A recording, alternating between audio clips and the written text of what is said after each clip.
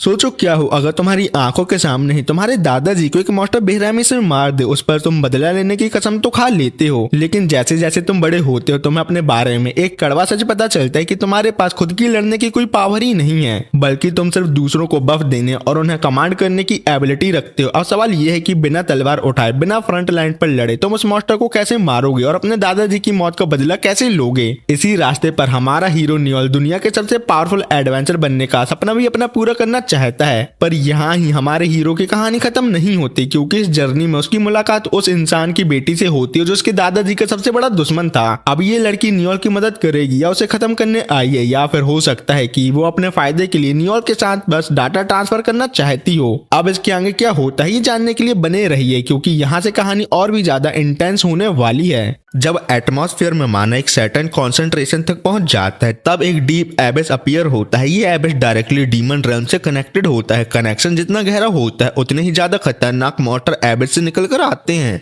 उस रात नियोल के होम टाउन में लेवल 12 एबिस खुल गया था। इस लेवल पर एबिस से निकलने वाले मॉन्स्टर को किंग कहा जाता था, जिसने शहर के सारे सिटीजन को बिना रहम के मार डाला। इसी वक्त एक बुढ़े नाइट ने डिसाइड किया कि वो उसे बैटल में उतरना नहीं होगा, क्योंकि बाकी सभी उसके सामने पानी कम चाहे थे। जाने से पहले उसने अपने पोते नियोल को बुलाकर ध्यान से समझाया। उसने नियोल को ऑर्डर दिया कि वो अंडरग्राउंड शेल्टर में ही रहे, क्योंकि वही सबसे सेफ जगह थी इस वक्त। पर नियोल ने बिल्कुल मना कर दिया, क्योंकि क्या पता इंपीरियल कैपिटल से मदद के लिए ट्रूप आए या नहीं आए। अगर नहीं आए तो उसके दादा राम को प्यारे हो जाएंगे। नाइट मुस्कुराया और नियोल के सर पर हाथ रखकर हिम्मत दी कि लोग उसे ओवर डैड के नाम से जानते हैं और डरते हैं। ये इमॉर्टल नाइट सिर्फ अपने पोते को बचाने के लिए अपनी जान दांव पर लगाने को तैयार था। ये कहकर वो मुड़ गया और मुस्कुराते हुए सीधा मॉन्स्टर के झुंड में घुस गया। एक मर्द होने के नाते वो किसी भी हाल में लोगों को अपने ऊपर हंसने नहीं दे सकता था। दोनों तरफ से लड़ाई बहुत ही ज्यादा भयानक थी। आसमान में धमाके गूंज रहे थे और नियोल सिर्फ शेल्टर के अंदर बैठकर डर के मारे अपना सर पकड़े हुए था। जब आखिरकार आवाजें शांत हुई तब नियोल ने हिम्मत करके बाहर निकलकर अपने दादा को ढूंढना शुरू किया।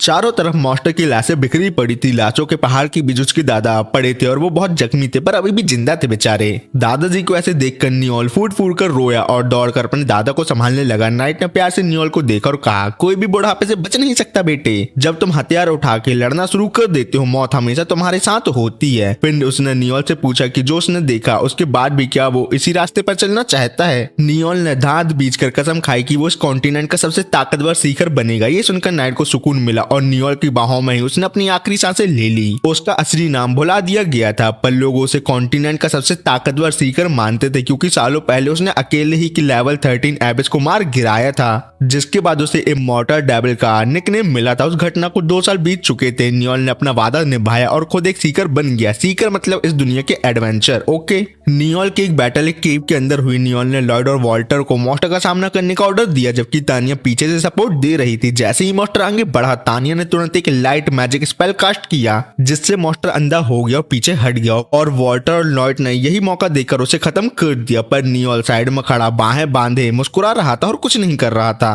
क्योंकि टॉक स्मिथ सबसे वीक प्रोफेशन माना जाता है और यही वो प्रोफेशन था जो नियोल को मिला था। अभी जो मॉन्स्टर उन्होंने मारे थे वो वैम्पायर थे, पर वो लो लेवल के थे और मैजिक यूज नहीं कर सकते थे। पर इसके बदले में उनकी क्वीन के पास पावरफुल रिप्रोडक्शन मैजिक था, जिससे वो अनेक सोल्जर पैदा कर सकती थी। इसी बीच एक वैम्पायर जो पूरी तरह से मरा नहीं था नियोल पर झपट पड़ा, पर अच्छा हुआ तानिया ने टाइम पर देख लिया और नियोल की जान बाल बाल बच गई। ग्रुप और आगे गहरे केव के अंदर बढ़ता गया। चलते चलते वॉल्टर कंप्लेन करने लगा, कितने लो लेवल वैम्पायर मारना हमारे लिए टाइम वेस्ट है। उसके हिसाब से सीधा क्वीन को मारना ज्यादा फास्ट होगा, क्योंकि अगर क्वीन मारी जाती तो बाकी वैम्पायर अपने आप खत्म हो जाते। नियोल ने तुरंत मना कर दिया, क्योंकि उनका ये मिशन लेवल 3 के ऊपर का था और टीम की सर्वाइवल रेट बढ़ाने के लिए नियोल ने ये सेफ प्लान बनाया था। वॉल्टर आगे भी मजाक करता रहा, पर टीम में सबसे ज्यादा वेट नोएल की बातों का ही होता है, तो वो कुछ नहीं कर पाए। टॉक स्मिथ अपने टीममेट को कमांड के थ्रू वप दे सकते हैं, लेकिन खुद की कॉम्बैट पावर उनकी बहुत ही ज्यादा कम होती है, इसलिए उन्हें हमेशा टीममेट पर डिपेंड रहना पड़ता है लड़ने के लिए। इसी वजह से नियोल को अक्सर वीक कहा जाता था, यानी नल्ला।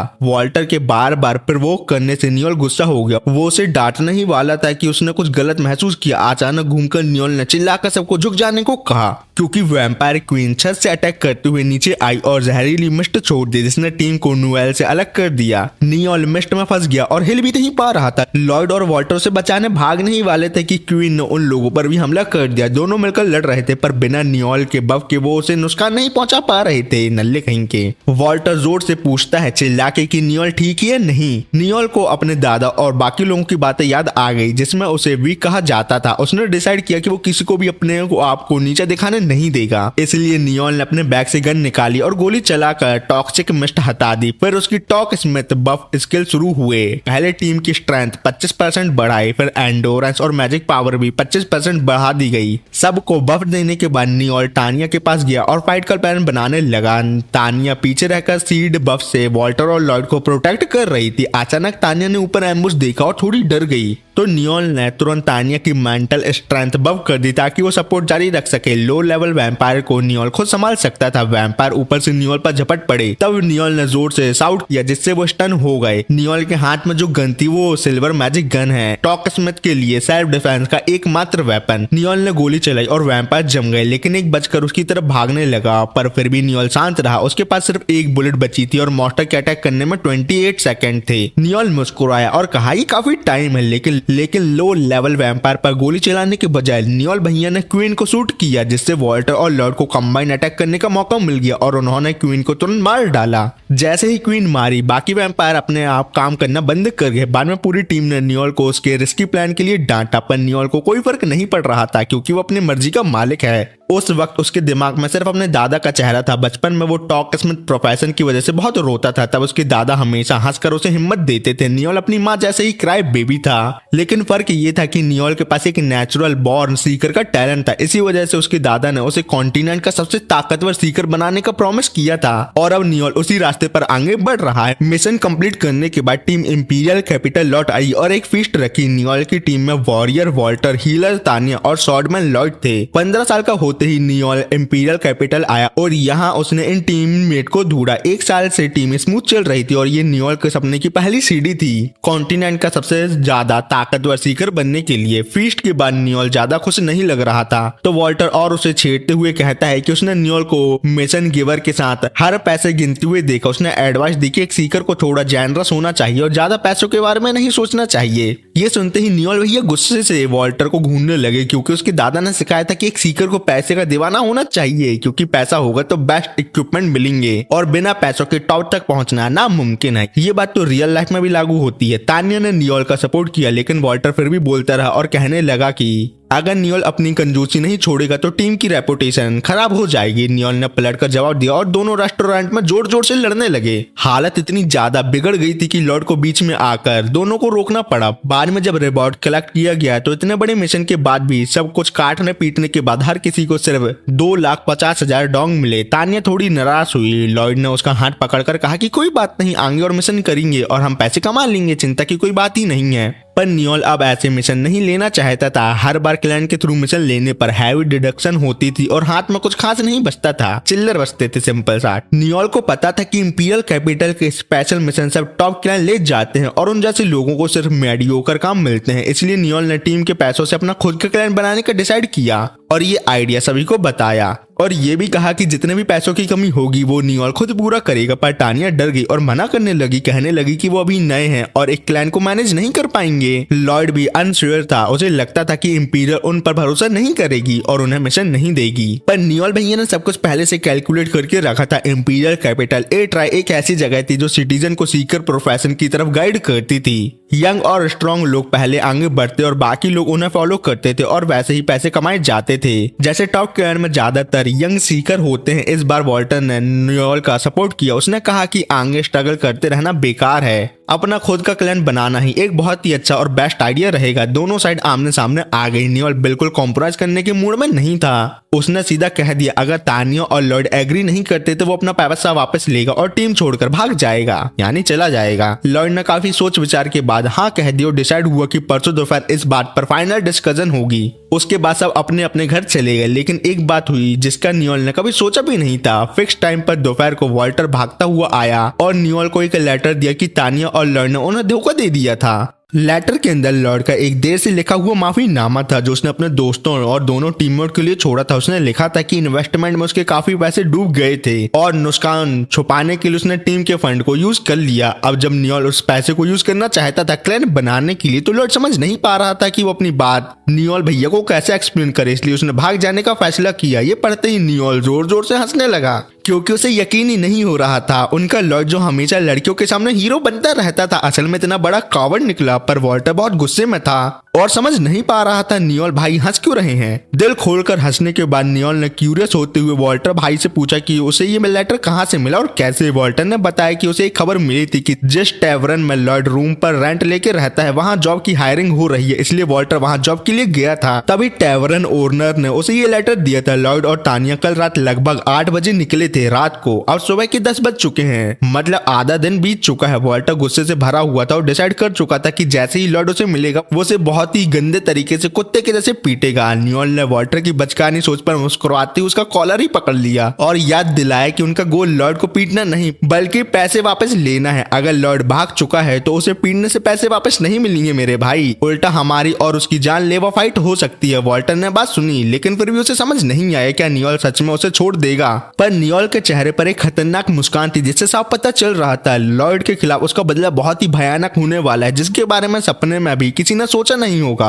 उसके बाद नियोल और वॉल्टर टैवरन गए। अंदर जाने से पहले नियोल ने एक बार फिर वॉल्टर को यह दिलाया वो शायद थोड़ा बेवकूफ हो पर वो बेकार नहीं है और हर किसी का अपना काम होता है और दिमाग वाला काम उस पर छोड़ देना चाहिए। नियोल ने टैवरन का दरवाजा खोला, अंदर गया और जोर से चिल्ला के कहा कि उसके पास एक मिशन है सभी सीकर के लिए जो यहाँ मौजूद हैं और इस मिशन का टारगेट थे लॉर्ड और तानिया जो उनका पैसा लेके भाग गए थे। जो भी टीम उन्हें पकड़ कर लाएगी उसे 2 मिलियन डॉन्ग का रिवॉर्ड वो देगा। पर ये बात सुन के वॉल्टर शॉक हो गया और जल्दी से नियोल को रोकने लगा, कहने लगा कि ऐसा अनाउंस करने से लोग उनकी आगे रिस्पेक्ट नहीं करेंगे। पर नियोल को कोई फर्क नहीं पड़ा क्योंकि कुछ बातें ऐसी थी जो अभी वो वॉल्टर को नहीं बता सकता था। थोड़ी देर बाद लाइटनिंग बाइट नाम की टीम ने मिशन एक्सेप्ट कर लिया। नियोल ने उनके साथ कुछ इन्फॉर्मेशन एक्सचेंज की। उसे नहीं पता था कि लॉर्ड और तानिया किस डायरेक्शन में भागे पर ये श्योर था कि वो पैदल ही गए हैं। ऐसे में घोड़े पर सवार सीकर उन्हें आसानी से पकड़ सकते हैं। जैसे ही लाइटनिंग गिल्ड ने मिशन एक्सेप्ट किया बाकी गिल्ड ने भी इसमें इंटरेस्ट दिखाना शुरू कर दिया, जिस वजह से कुछ ही देर में पूरा टैवरन बिल्कुल खाली हो गया।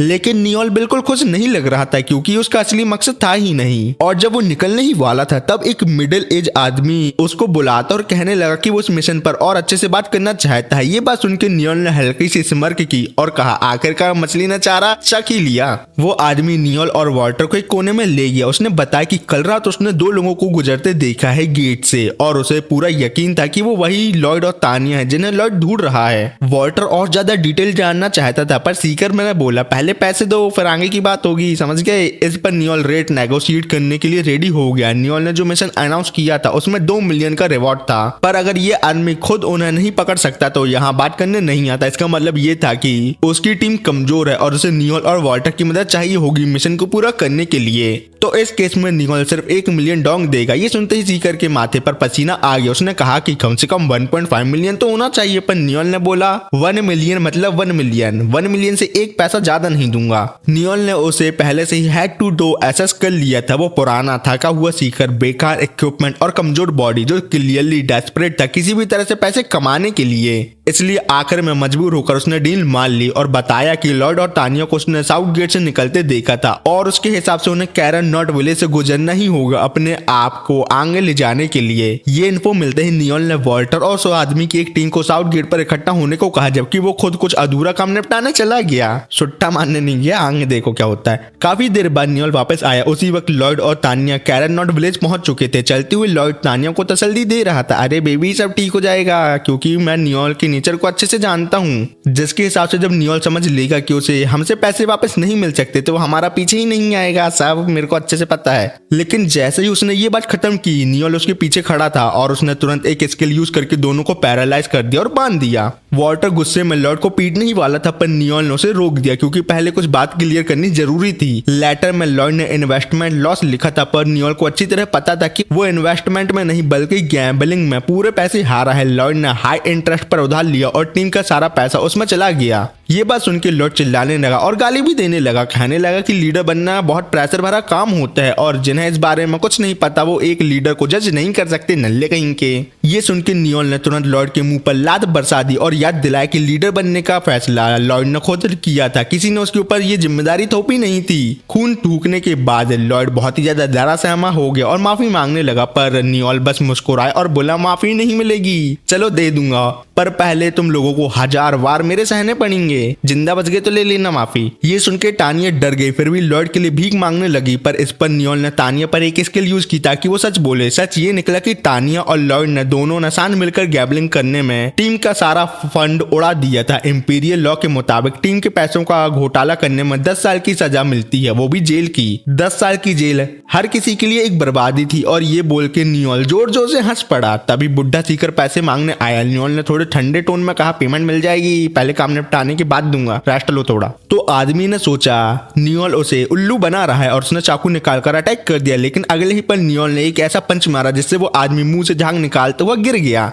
ये टेक्निक नियोल को उसके दादा ने सिखाई थी, हार्ट शॉक। इससे दिल के पास एक जोड़ का झटका लगता है और आदमी बेहोश हो जाता है। ये एक स्पेशल सेल्फ डिफेंस स्किल थी जो उसके दादा ने टॉक स्मिथ होने के बावजूद उसे सरवाइव करने के लिए सिखाई थी। आदमी बेहोश हो गया तो उसकी टीम ने उसे उठाकर उसे वापस ले गई। तब एक शानदार हॉर्स कैरेज आई जिससे रंग बिरंगे कपड़ों में आदमी उतरा। जैसे देखते ही सब पहचान गई कि वो स्लेव मर्चेंट है। नियोल भी उसे जानता था, वो इंपीरियल कैपिटल के माफिया बॉस का असिस्टेंट था और मैड क्लाइंट फिनो के नाम से बहुत मशहूर था। बाहर से हमेशा खुश मिजाज पर अंदर से बहुत ही खतरनाक। अब वॉल्टर को समझ आ गया कि नियोल पहले क्या काम करने गया था। नियोल ने एक्सप्लेन किया कि उसे पहले से पता था कि लॉर्ड और तानिया बिल्कुल नल्ले हैं और उनके पास वापस पैसे देने को कुछ नहीं है, वो कंगाल हैं। इसलिए उसने फैसिनो से डील कर ली थी, यानी लॉर्ड और तानिया को बेचकर लॉस कवर करना। तानिया ये सुनकर कांप गई और मना करने लगी, पर उसके पास अब सिर्फ 2 चॉइस थी। ऑप्शन 1 फिनो के साथ स्लेव बनकर जाना, या ऑप्शन 2 10 साल जेल में रहना, जेल में जहां उनकी जिंदगी के चांस और भी ज्यादा कम थे जिंदा बचने के।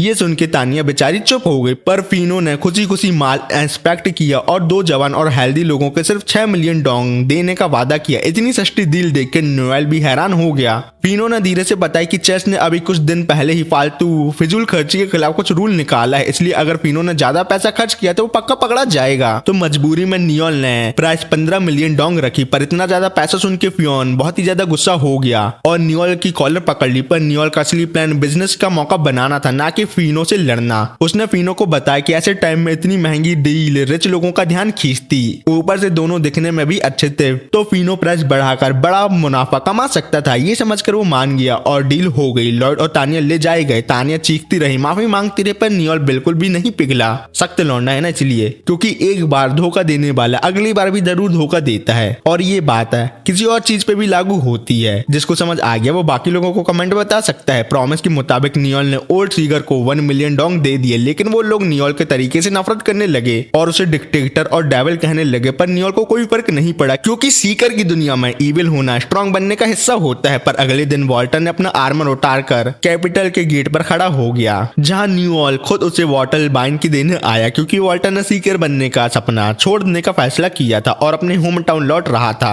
और नियोल भी उसे रोकने की ज्यादा कोशिश नहीं करता, क्योंकि जो एक बार जाने की सोच लेता है वो किसी भी हालत में रुकने को तैयार नहीं होता। और मेरी ये बात दिल टूटे आशिक अच्छे से समझ सकते हैं। वॉल्टर के जाने के बाद ऊपर से शहर को देखते हुए नियोल ने सिर्फ एक सांस लिया और समझ गया कि अब उसे सब कुछ दोबारा से शुरू करना होगा। उसी वक्त नियोल की नजर एक सांप की पुरानी खाल पर पड़ी। जैसे सांप अपनी खाल उतार कर और स्ट्रॉन्ग बनता है, बिल्कुल नियोल भी ऐसा ही करेगा, जिसके मुताबिक वो अब अपनी न्यू टीम बनाएगा और पहले से भी ज्यादा ताकतवर बनेगा।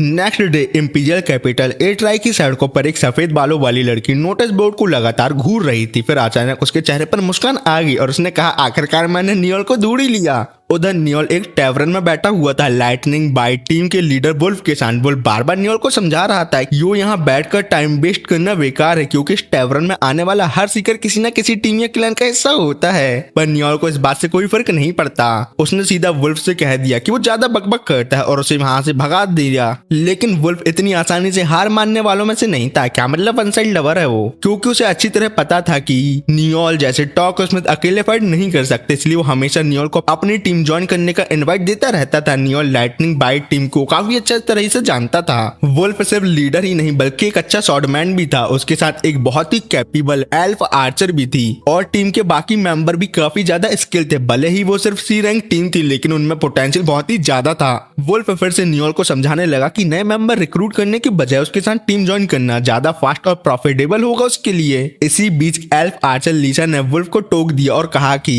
जब कोई तुम्हें रिजेक्ट कर देता है तो सामने वाले पर्सन को फोर्स करना नहीं चाहिए और इसी वजह से तुम अभी तक नल्ले सिंगल हो, कचड़ा कहीं के। इतनी बेइज्जती सुनकर वुल्फ बहुत ही ज्यादा एम्बैरस हो गया। जैसे ही वो नियोल पर स्किल यूज करने वाला था उसे अपनी टीम ज्वाइन कराने के लिए, नियोल ने अचानक हाँ कह दी लेकिन एक कंडीशन के साथ वो टीम ज्वाइन करेगा पर लीडर वो बनेगा। वुल्फ के जवाब का वेट किए बिना टीम के बाकी सारे मेंबर ने तुरंत हाँ में सिर हिला दिया। उनका कहना था कि नियोल वुल्फ से ज्यादा स्मार्ट है इसलिए लीडर बनना नियोल का हक बनता है। बात लॉजिकल थी लेकिन प्रॉब्लम ये थी कि टीम के बनने के पहले दिन से लीडर वुल्फ ही था। अगर नियोल लीडर बन गया तो वुल्फ क्या करेगा? तो नियोल ने कहा कुछ नहीं, घुइयां छीनना बैठे बैठे और क्या करना। पर इन्हीं बातों के बीच पीछे से आवाज आई जिसने सबको चौंका दिया। लीसा जैसे शार्प सेंस वाली एल्फ को भी इस बात का अंदाजा नहीं हुआ कि कोई उन लोगों के पास आ चुका है, वो भी इतना ज्यादा। वो औरत आगे आई, अपनी टोपी उतारी और अपना नाम आलमा बताया। उसने कहा कि उसने नियोल का रिक्रूटमेंट नोटिस देखा था इसलिए वो यहाँ आई है। इसी के साथ नियोल का इंटरव्यू शुरू हो गया। पहला सवाल नियोल ने उसकी एज के बारे में पूछा क्योंकि मम्मी को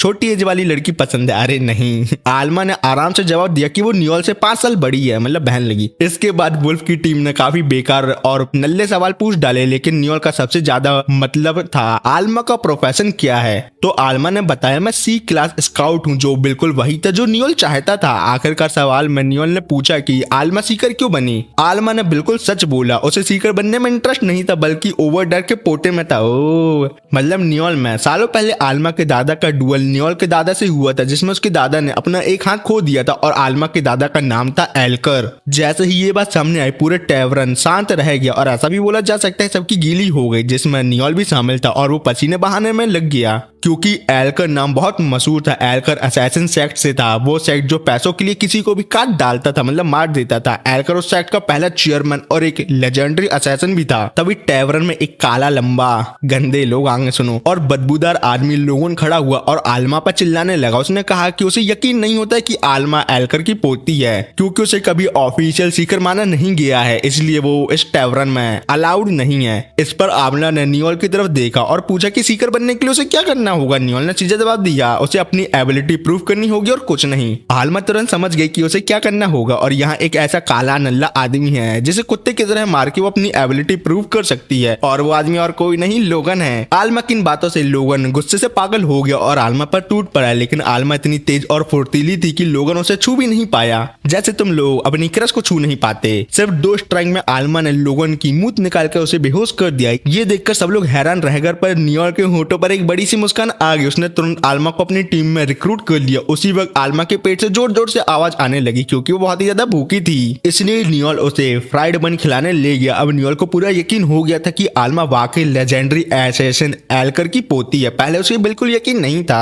और आलमा के लिए भी बस नियोल की आंखों को देखकर काफी था क्योंकि ये आंखें रिजल्ट के लिए कुछ भी कर गुजरने वाली थी। ये बिल्कुल वैसे ही आंखें थी जैसे उसके दादा की थी, पर उसके दादा ने एक बार वार्निंग दी थी कि ओवर डैड से कभी सीधा टकराव मत करना, नहीं तो वो पक्का तुम हार ही जाओगी या मर जाओगी। आलमा को नियोल की आंखों में वही चीज नजर आई। उधर नियोल खुद आलमा के बारे में सोचकर कंफ्यूज था। इतनी एबिलिटी और बैकग्राउंड के होते हुए उसने असैसिन ऑर्गेनाइजेशन ज्वाइन क्यों नहीं की। आलमा ने गहरी सांस ली और सच बताया पहले उसका प्लान वही था लेकिन प्रमोशन टेस्ट के दौरान प्रॉब्लम आ गई। उसका अपोनेंट बहुत ही ज्यादा कमजोर और नल्ला था और आलमा ने उसे सिर्फ कुछ ही मुंह में हरा डाला। उसने अपने दादा की बात याद रखी थी कि बैटल में हो तो अपोनेंट को जिंदा मत छोड़ना, काट डालना। और जैसे ही वो आखिरी बार करके अपने अपोनेंट की बीबी को विधवा करने वाली थी तभी नया सेक्ट लीडर सैमन ने उसे ऐसा करने से रोक दिया।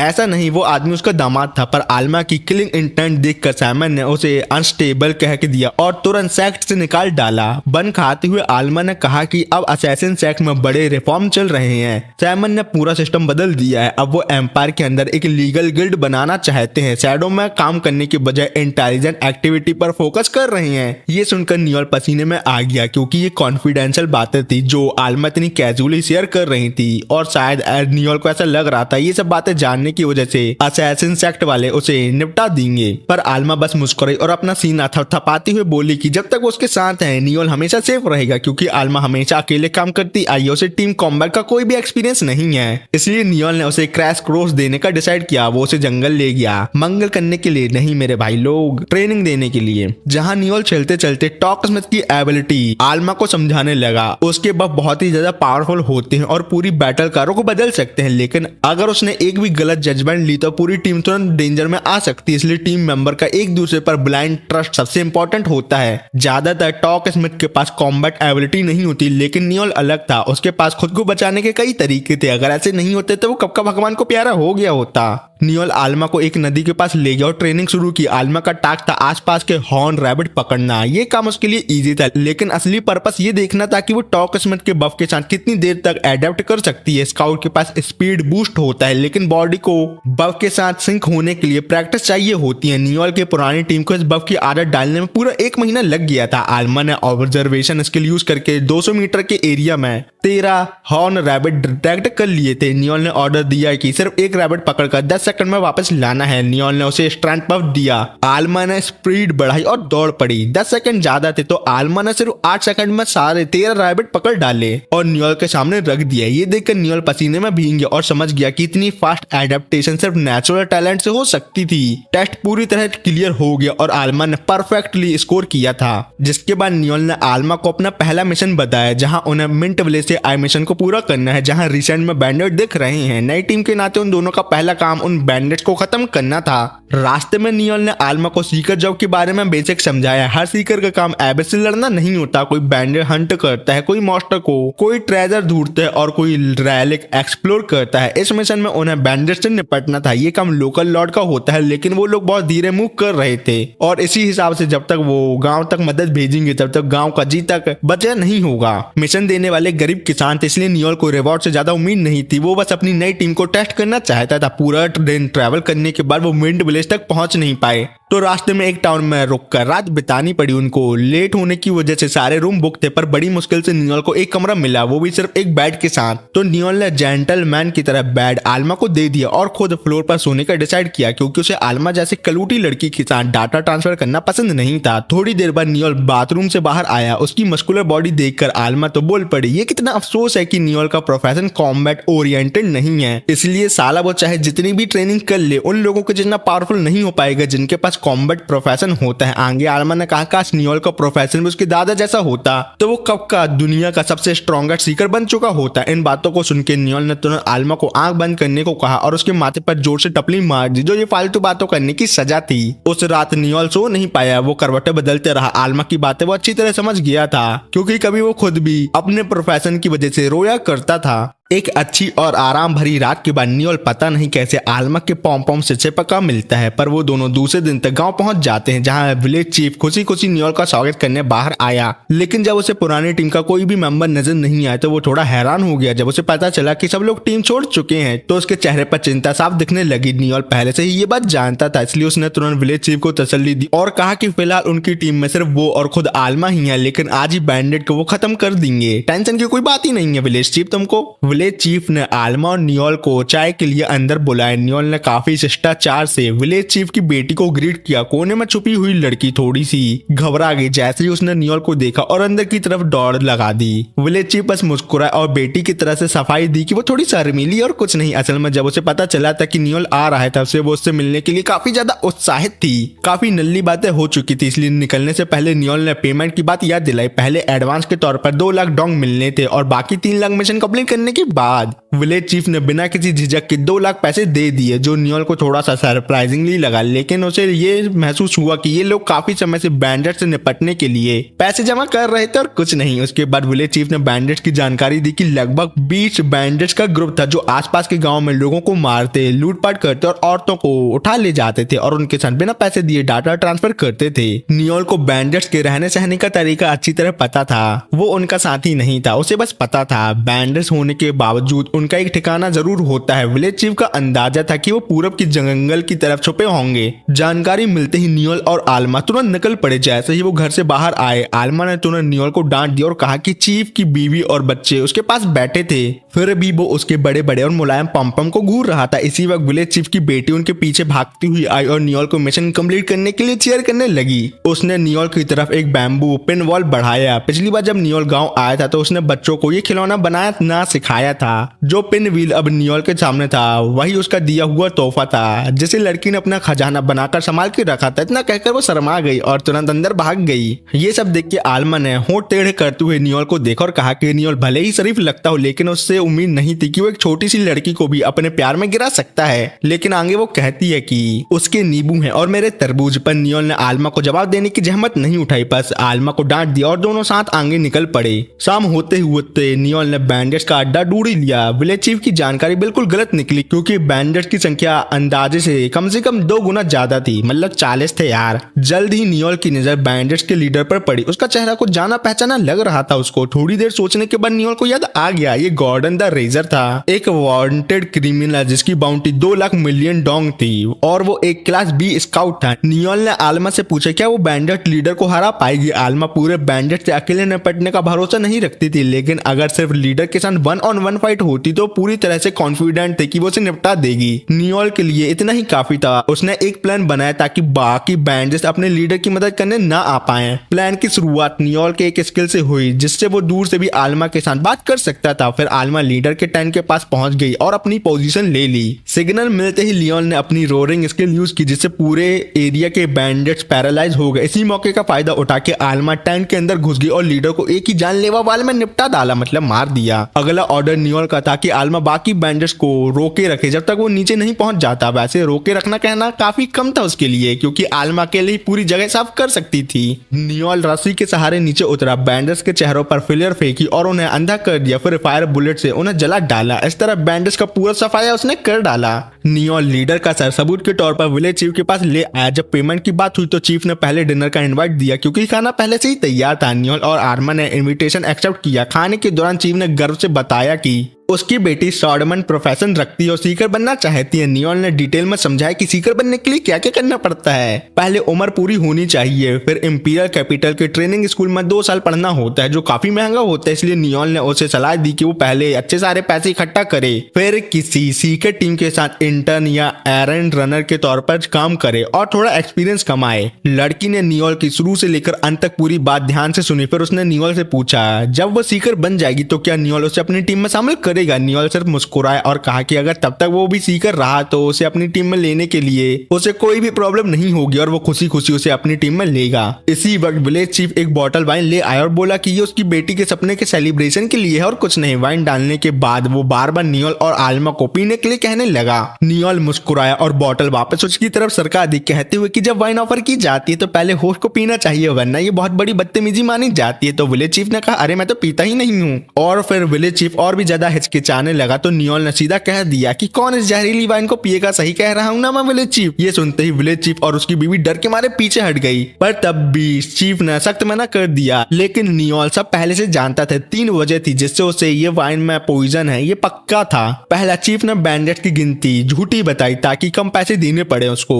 दूसरी, सिर्फ स्मेल से ही नियोल को पता चल गया कि वाइन में कुछ मिला हुआ है। तीसरी, वाइन ऑफर करते वक्त चीफ की किलिंग इंटेंट साफ महसूस हो रही थी। नियोल ने वाइन का गिलास उसकी तरफ धकेल दिया और कहा कि अगर वो गलत है तो पी के दिखाए और अपनी बात को साबित कर ले। इस पर विलेज चीफ ने गिलास गिरा दिया और नियोल पर झूठा इल्जाम लगाने लगा और उसे अपने घर से निकल जाने को कहा। इतना सुन के नियोल भी कोई फॉर्मेलिटी नहीं रखता, उसने तुरंत अपनी स्किल यूज करके चीफ से सच उगलवा लिया। उस आदमी का प्लान था नियोल और आलमा को यही मारकर उनका पैसा और इक्विपमेंट ले लेना और बेच के उससे पैसे कमाना। सच सामने आते ही नियोल ने आगे बढ़कर उसकी लेफ्ट आंख निकाल दी। सिर्फ लेफ्ट ही नहीं, नियोल को टारगेट करने का मतलब था धीरे धीरे टॉर्चर के लिए तैयार रहना और मारा जाना। ये सब सुन के चीफ डर के मारे रोने लगा और माफी मांगने लगा। उसने कहा कि ये सब उसने सिर्फ अपनी फैमिली को बचाने के लिए किया था, क्योंकि वो माफिया का कर चुका नहीं पाया था। नियोल को कोई दया नहीं आई। वो दूसरी आंख निकालने ही वाला था कि चीफ की बेटी घर का सारा सामान ले आई और भीख मांगने लगी कि पापा को छोड़ दो और ये पैसे ले जा लो। फिर नियोल ने पैसे उठा लिए, आलमा को चलने का इशारा किया और लड़की के शराब देने को नजरअंदाज कर दिया, जो नियोल को एक शैतान कह रही थी। रास्ते में नियोल का चेहरा बिल्कुल इमोशनलेस था। आलमा ने मजाक में पूछा, जिस लड़की ने उसे कभी एडमायर किया था उसे ऐसा बना देना क्या उसे गिल्टी फील करवाता है? नियोल का जवाब सीधा था, नहीं, इस सीकर दुनिया में जीना है तो बुरा बनना ही पड़ता है और ऐसी चीजें बर्दाश्त करनी ही पड़ती है और कुछ नहीं। तभी उसके सामने से एक बहुत बड़ा एयरशिप गुजरा। नियोल ने तुरंत पहचान लिया, ये 3 स्टार रगालिया गिल्ड का एयरशिप था जो एम्परर द्वारा मानी गई 7 सबसे पावरफुल गिल्डों में से एक थी। इन गिल्ड को स्ट्रेंथ के हिसाब से अलग अलग बांटा गया था, 3 स्टार, 2 स्टार और 1 स्टार में। ये बड़ा सा एयरशिप 3 स्टार गिल्ड की शान था जिसमें अनेक पावरफुल सीकर मौजूद थे। इस पर नियोल ने अपना नया गोल बनाया कि अगले 1 साल के अंदर वो रगालिया गिल्ड ज्वाइन करेगा। ये सुनकर आलमा को असैसिन सेक्ट के नए लीडर सैमन के साथ हुई बात याद आई। सैमन जानता था कि आलमा ने ही अपने दादा एल्कर को मारा था, फिर भी आलमा को कोई पछतावा नहीं था क्योंकि एल्कर इतना कमजोर हो चुका था कि उस जैसे को कोई भी मार सकता था, क्योंकि जो सिर अपने पंजे खो देता है वो ज्यादा दिन तक जिंदा नहीं रह सकता। आलमा एल्कर से नफरत करती थी क्योंकि वो उसकी पोती नहीं बल्कि बायोलॉजिकल बेटी थी। एल्कर ने कई जवान लड़कियों का अपहरण करके उनसे बच्चे पैदा करवाए थे। उसने कभी अपनी औलाद की परवाह नहीं की, बस ओवरडेड के हाथ हुई अपनी हार का दाग मिटाना चाहता था वो। इसी जुनून ने आलमा के सारे सिबलिंग को मार दिया, बस आलमा अकेली बची और वो सबसे कैपेबल निकली। इसी वजह से सैमन ने उसे असैसिन सेक्ट से निकाल दिया क्योंकि उसकी ताकत ही सेक्ट के लिए एक दिन खतरा बन सकती थी और कुछ नहीं। सैमन की बातें सुन के आलमा फूट फूट कर रो पड़ी, सोचती हुई कि 21 साल की तकलीफ और ट्रेनिंग का क्या मतलब था। उसने गुस्से में चिल्लाया, लेकिन सालमन को कोई फर्क नहीं पड़ा, कौन सा वो उसकी बेटी थी। उसने सिर्फ एक सलाह दी, अब अपनी मर्जी से जियो और कुछ नहीं। उसने ये भी बताया कि ओवरडेड का पोटा इंपीरियल कैपिटल में सीकर के रूप में काम करता है और वो एक टॉक स्मिथ प्रोफेशन का है। अगर आलमा चाहे तो उससे मिल सकती है और आलमा ने वही किया। इसी वक्त आलमा आगे बढ़ी और नियोल को जोर से गले लगा लिया और मुस्कुराते हुए उससे कहने लगी कि वो हमेशा नियोल के साथ लड़ती रहेगी। नियोल ने ये सब सुना लेकिन वो बिल्कुल हैरान रह गया, उसे समझ नहीं आ रहा था कि अचानक ये सब क्या हो रहा है।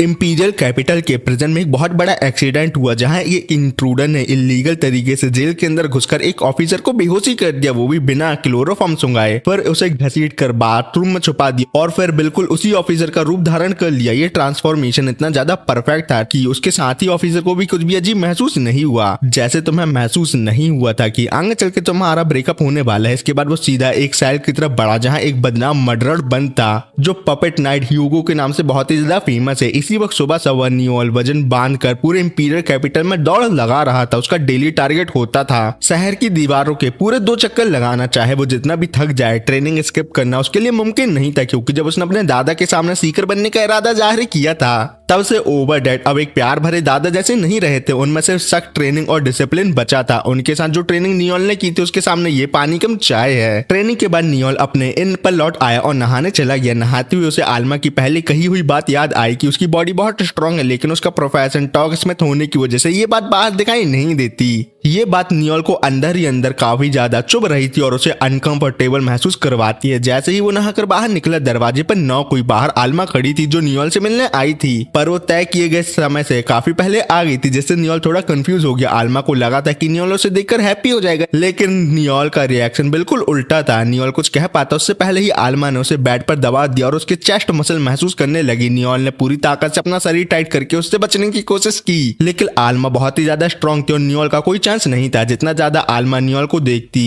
उसे वो उतना ही क्यूट लग रहा था और वो उसे किस करना चाहती थी, लेकिन नियोल ने ये होने नहीं दिया। उसने जोर से चिल्लाया और आलमा को हेडबट मार दिया। बताओ, जिस तरह की लड़की की दुआ पूरा लौंडा सामान मांगता है, वही लड़की अपने नियोल भाई के नसीब में थी, लेकिन इस हौसी लड़की पर नियोल का कोई इंटरेस्ट नहीं था। इसके बाद दोनों एक नए दिन की शुरुआत के लिए साथ निकल पड़े। चलते हुए आलमा कंप्लेंट करने लगी कि नियोल एक औरत के साथ इतना रफ कैसे हो सकता है, लेकिन ये बात दूसरों पर शायद लागू होती होगी, लेकिन नियोल के लिए आदमियों और औरत में कोई फर्क नहीं था क्योंकि वो सबको एक जैसे ट्रीट करता था। क्या मतलब वो स्वाति सचदेवा है। तभी आलमा ने एक कपल को देखा जो बाहों में बाहें डालकर चल रहे थे। उसने अभी उनकी नकल की और नियोल का हाथ पकड़ लिया और क्यूरियोसिटी से पूछा कि आज का शेड्यूल क्या है। नियोल ने थोड़ा सोचा और डिसाइड किया कि वो सीकर असेसमेंट गिल्ड जाएगा। ये एक ऐसा स्पेशल प्रोफेशन होता है जो जन्म से मिलता है, लेकिन इसमें दूसरे प्रोफेशन की तरह लेवल अप नहीं होते, पर वो बाकी लोगों को प्रोफेशन को लेवल अप कर सकते हैं। आल्मा पहले असेसन बनने के लिए लेवल अप करना चाहती थी, लेकिन जैसे ही नियोल ने उसकी बात सुनी उसने उसे मना कर दिया। हाँ, असैसिन बनने के बाद आल्मा की कॉम्बैट पावर बहुत ही ज्यादा बढ़ जाती, लेकिन फ्यूचर टीममेट के लिए वो इतनी सूटेबल नहीं होगी। नियोल के प्लान के मुताबिक टीम में कम से कम एक और मेंबर होना चाहिए था। सिर्फ आल्मा के साथ एबेस कॉन्करर करना बहुत ही ज्यादा डेंजरस होता है, इसलिए आज वो सिर्फ ऑब्जर्व करना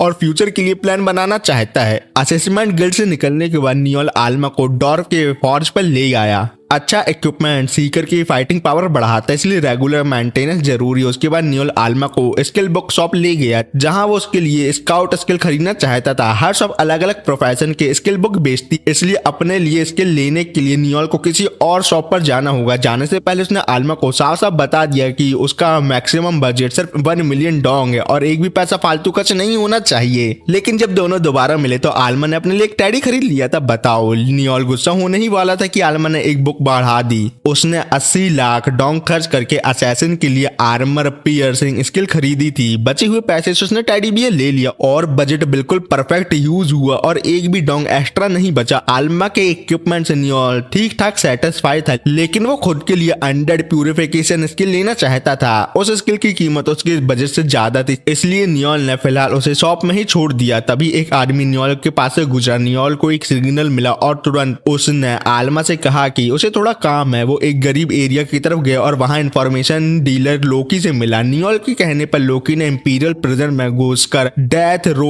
इनमेट ह्यूगो के बारे में सारी इंफॉर्मेशन निकाली थी। इंफॉर्मेशन देने के बाद लोकी थोड़ा क्यूरियस हो गया और नियोल से पूछने लगा कि वो इतने खतरनाक मर्डरर को अपनी टीम में लेने का रिस्क क्यों ले रहा है। नियोल के पास अपने रीजन थे और उसे पूरे यकीन था कि ह्यूगो बेकसूर है, इसलिए वो सच जानना चाहता था। इंफॉर्मेशन ध्यान से देखने के बाद नियोल ने लोकी को पेमेंट कर दी। जाने से पहले लोकी ने नियोल को एक वार्निंग दी। रिसेंट टाइम में खतरनाक ड्रग मार्केट में फैल रही थी जो इंसानों को एक्सट्रीम हाई देती है, मतलब वो बहुत ही ज्यादा भंड हो जाते हैं, लेकिन बदले में उसे बिल्कुल बर्जरकर बना देती है। आमतौर पर फिनागियो फैमिली ऐसे लोगों को छोड़ती नहीं, लेकिन इस बार ड्रग का सप्लायर उसी माफिया गैंग की एक ब्रांच का बॉस था, इसी वजह से वो कुछ नहीं कर पा रहा था। लोकी जानता था कि वो बॉस कौन है और उसने नियोल को खास तौर पर सावधान रहने को कहा उसकी भलाई के लिए। उधर आल्मा नियोल का वेट कर रही थी और काफी एक्साइटेड थी। वो दोनों साथ चल रहे थे और अचानक नियोल बिना बताए गायब हो गया। नियोल सच में औरतों के ख्याल को समझ नहीं पाता, ये बात तो सभी लड़कियां बोलती हैं। इसी बीच लीसा का आल्मा से सामना हो गया। लीसा ने सारी बात सुनने के बाद सोचा कि नियोल इस वक्त नए टीममेट को ढूंढने गया होगा ताकि आल्मा बिना टेंशन के अपने प्रोफेशन को लेवल अप कर सके। नियोल वापस आते हुए लोकी की बातों के बारे में सोच रहा। उसने भी सुना था कि माफिया का पुराना बॉस अचानक मर गया है और अब उसका बेटा पावर में आ चुका है। ये नया बॉस काफी टफ लगता है, इसलिए फीनो भी उसे छेड़ने की हिम्मत नहीं करता। तभी नियोल एक बेहद गंदे हाल में बेकार बैठे नल्ले बेगर के पास से गुजरा। उसे थोड़ी दया आ गई और उसने जानबूझकर एक कॉइन गिरा दिया ताकि वो आदमी पेट भर के खाना खा सके। बताओ कितना अच्छा लड़का है ये, लेकिन वो बैगर बहुत ही ईमानदार निकला। उसने समझा कि नियोल से कॉइन गलती से गिर गया है और वो उसे वापस बुलाने लगा। नियोल ने पलटकर देखा, एक गंदी से मुस्कान दी और पैसा वापस लेने से मना कर दिया और आगे बढ़ने लगा, क्योंकि वो भूखे नंगे भिखारी से वापस पैसे नहीं चाहता था। लेकिन बैगर फिर भी नियोल के पीछे आता रहा, जिससे नियोल इतना इरिटेट हो गया कि उसने उसे पेट पे लात मार दिया। बैगर भी गुस्सा हो गया। वो लड़ना नहीं चाहता था, लेकिन इतना कमजोर भी नहीं था कि नियोल की बुलिंग बिना कुछ किए सह ले। उसने फाइटिंग स्टैंस ले ली। ये देखकर नियोल थोड़ा सरप्राइज हुआ, क्योंकि उसका स्टैंस बिल्कुल नल्ला जैसा नहीं था, मतलब वो साफ साफ एक प्रो दिखता था। बैगर ने नियोल पर अटैक किया, लेकिन नियोल ने उसका हाथ पकड़कर उसे दीवार पर पटक दिया। सिर्फ 2 मूव में ही बैगर समझ गया कि नियोल बहुत स्ट्रांग है, इसलिए अब वो हल्का हाथ रखने के मूड में नहीं था। उसने डिफेंसिव पोजीशन ले ली और अपनी ताकत जमा करने लगा। नियोल के होठों पर मुस्कान आ गई। इस बार उसे एक बड़ा मौका मिल गया था। अगर ये आदमी उसकी एक्सपेक्टेशन पर खरा उतरा तो नियोल उसे अपनी टीम में रिक्रूट करेगा। नियोल ने अपना चाकू निकाल लिया और फाइट के लिए रेडी हो गया। तभी अचानक एक डॉर्फ आ गया और उस बैगर को जोर जोर से डांटने लगा। उस डॉर्फ ने हाथ की रिंग से इलेक्ट्रिक करंट छोड़ा और सिर्फ एक नजर में ही बैगर दर्द के मारे बेहोश हो गया। नियोल तुरंत समझ गया कि ये एक स्लेव रिंग है और डॉर्फ ही उस बैगर का असली मालिक है। बैगर को हैंडल करने के बाद डॉर्फ ने नियोल की तरफ ध्यान दिया। उसने नियोल को लड़की समझ लिया और उसकी नीयत बिल्कुल गंदी थी। सिंपल शब्दों में वो नियोल को लड़की समझकर उसके साथ डाटा ट्रांसफर करना चाहता था। ये सुन के नियोल ने उसे बुरी तरह पीट डाला। नियोल ने झुककर उस डॉर्फ के गले पर गन रख दी और उसे सब कुछ सच सच बताने को धमकाया। डॉर्फ ने बताया कि वो साउथ के एक शहर से आया है और एक ऐसे परिवार के लिए काम करता था जो अंडरग्राउंड अनीरा कंट्रोल करता था। फंड की हेरा फेरी उसने कर दी, इसलिए वो भागकर इंपीरियल कैपिटल आ गया। ये सुनते ही नियोल को सब समझ आ लगता था कोगा, जो उस बैगर का नाम था, उसी डॉर्फ के द्वारा खरीदा गया फाइटर था जो अंडरग्राउंड अरीना में लड़ता था और बाद में इस शहर के एक ऑर्गेनाइजेशन का हिस्सा बन गया। इस तरह वो अपने पुराने परिवार से बच पाया। नियोल ने गन डार्फ के मुंह में डालकर हिसाब लगाना शुरू किया। वो डार्फ पहले से ही हंटेड था, इसलिए अगर वो यहाँ मार भी दिया जाए तो कोई बड़ी बात नहीं होती। अगर डार्फ मर गया तो वो पैगर नियोल का हो जाता। उधर जब एल्मा को पता चला कि नियोल नए टीममेट ढूंढना चाहता है तो वो बिल्कुल खुश नहीं हुई। उसके हिसाब से नियोल को सिर्फ एक ही टीममेट चाहिए था जो वो खुद थी, और अगर कोई नया इंसान टीम में आया तो आल्मा उसे जान से मार देने को तैयार है। बड़ी पॉजिटिव बंदी लगती है, काश मेरी वाली भी ऐसी ही होती। नियोल ने अपनी तरफ से गोली चलाई लेकिन डॉर्फ को मारा नहीं, क्योंकि नियोल एक निर्दयी व्यक्ति नहीं था, इसलिए उसने डॉर्फ को 10 सेकंड दिए कि वो उसकी नजरों से दूर हो जाए। भाई वो फ्लैश तो नहीं है जो इतनी जल्दी चला जाएगा। डर के मारे डॉर्फ ने कोगा के पेट में लात मारी ताकि वो होश में आ जाए और उसके साथ भाग सके, और कोगा सच में उठकर उसके पीछे भाग गया। ये देखकर नियोल काफी निराश हो गया। अगर कोगा थोड़ा भी मर्द होता तो अपने जालिम मालिक को आसानी से निपटा कर अपनी आजादी हासिल कर सकता था। नियोल को एक बहादुर भेड़िया चाहिए था, ना कि कोई सड़क छाप कुत्ता। इसके बाद नियोल वापस आ गया। जैसे ही लीसा ने उसे देखा उसने उसे तुरंत डांटना शुरू कर दिया कि वो आल्मा को बीच डेट पर छोड़ के कैसे चला गया था, कितना गंदा इंसान है वो। आल्मा नियोल को घूर रही थी जैसे आंखों से गोलियां चला रही हो। मजबूरन नियोल को दोनों को चाय पिलाने ले जाना पड़ा। चाय पीते हुए नियोल ने लीसा से पूछा कि क्या उसे रिसेंट टाइम में फैल रहे उस खतरनाक ड्रग के बारे में कुछ पता है। लीसा के खाली चेहरे से साफ समझ में आ रहा था कि उसे कुछ नहीं पता, तो नियोल ने उसे याद दिलाया कि वो जाकर वुल्फ को इस बारे में बताए और सावधान रहे सब लोग। ये पहली बार था जब नियोल ने किसी दूसरी टीम के लिए कंसर्न दिखाया हो, जिससे लीसा काफी ज्यादा सरप्राइज हो गई कि ये आज सूरज किस दिशा से निकला है जो नियोल इतनी अच्छी बातें करने लगा। लीसा का भी एक अपार्टमेंट था, इसलिए वो भी निकलने लगी। जाते जाते उसने आल्मा से प्रॉमिस किया कि नेक्स्ट टाइम उसे इस जगह से काफी अच्छे कैफे ले जाएगी, एक दोस्त बनकर, ना कि कॉलीग। ये सुनकर आल्मा बहुत ही ज्यादा खुश हो गई और उसने तुरंत लीसा को अपनी BFF मतलब बेस्ट फ्रेंड बना लिया। लीसा ने जाते वक्त एक बार फिर से नियोल की तरफ देखा, लेकिन नियोल अब बिल्कुल ठंडा हो चुका था और पहले जैसा नहीं रहा था। लीसा के जाने के बाद नियोल फिर से उस ड्रग के बारे में सोचने लगा। वो ड्रग चुपचाप फैल रही थी और बहुत कम लोगों को इसके बारे में पता था। नियोल बस यही उम्मीद रख रहा था कि ये सब उसके लिए किसी बड़ी मुसीबत का कारण न बन जाए। इसी दौरान डॉर्फ कोगा को लेकर माफिया गैंग के पास मदद मांगने गया, और जहां वो गया वो द गैम्बिनियो गैंग का बॉस एल्बर्ट था, जो पूरा का पूरा पागल इंसान था, खिसकेला था मतलब। डॉर्फ का वांटेड पोस्टर पूरे इंपीरियल कैपिटल में लगा हुआ था और एल्बर्ट को उसकी मदद करने का कोई इरादा नहीं था। एल्बर्ट के लिए किसी गाँव के माफिया के लिए अपने हाथ गंदे करना बेकार था, लेकिन मजा बढ़ाने के लिए उसने डिसाइड किया कि डॉर्फ और कोगा को स्टफ एनिमल बना दिया जाए। ये सुनते ही डॉर्फ पसीने में डूब गया। सोचता रहा शायद एल्बर्ट की धमकी खोखली है और वो सिर्फ मजाक कर रहा है, लेकिन ऐसा नहीं था। एल्बर्ट ने उसकी तरफ एक खौफनाक मुस्कान उछाली। कोगा ने अपने मालिक को देखा जो बिल्कुल सफेद पड़ चुका था, बट उसने कुछ नहीं किया और वो चुपचाप घुटनों पर बैठा रहा। उस वक्त कोगा को अपना बीता हुआ कल याद आया। भागकर किसी दूर के देश आने के बाद भी यहाँ उसकी किस्मत बिल्कुल वैसी ही थी जैसे पहले थी, नल्ली मतलब। इसलिए उसने अपनी किस्मत को चुपचाप स्वीकार कर लिया। जैसे ही एल्बर्ट ने अपने आदमियों को काम शुरू करने का हुक्म दिया, एक आदमी अंदर आया और बताया कि मिंट गांव का विलेज चीफ जो पेमेंट लेट हो गया है देने में आ चुका है। जैसे ही विलेज चीफ ने एल्बर्ट को देखा उसने सारा दोष नियोल पर डाल दिया और एल्बर्ट की चापलूसी करते हुए कहा कि नियोल ने उसकी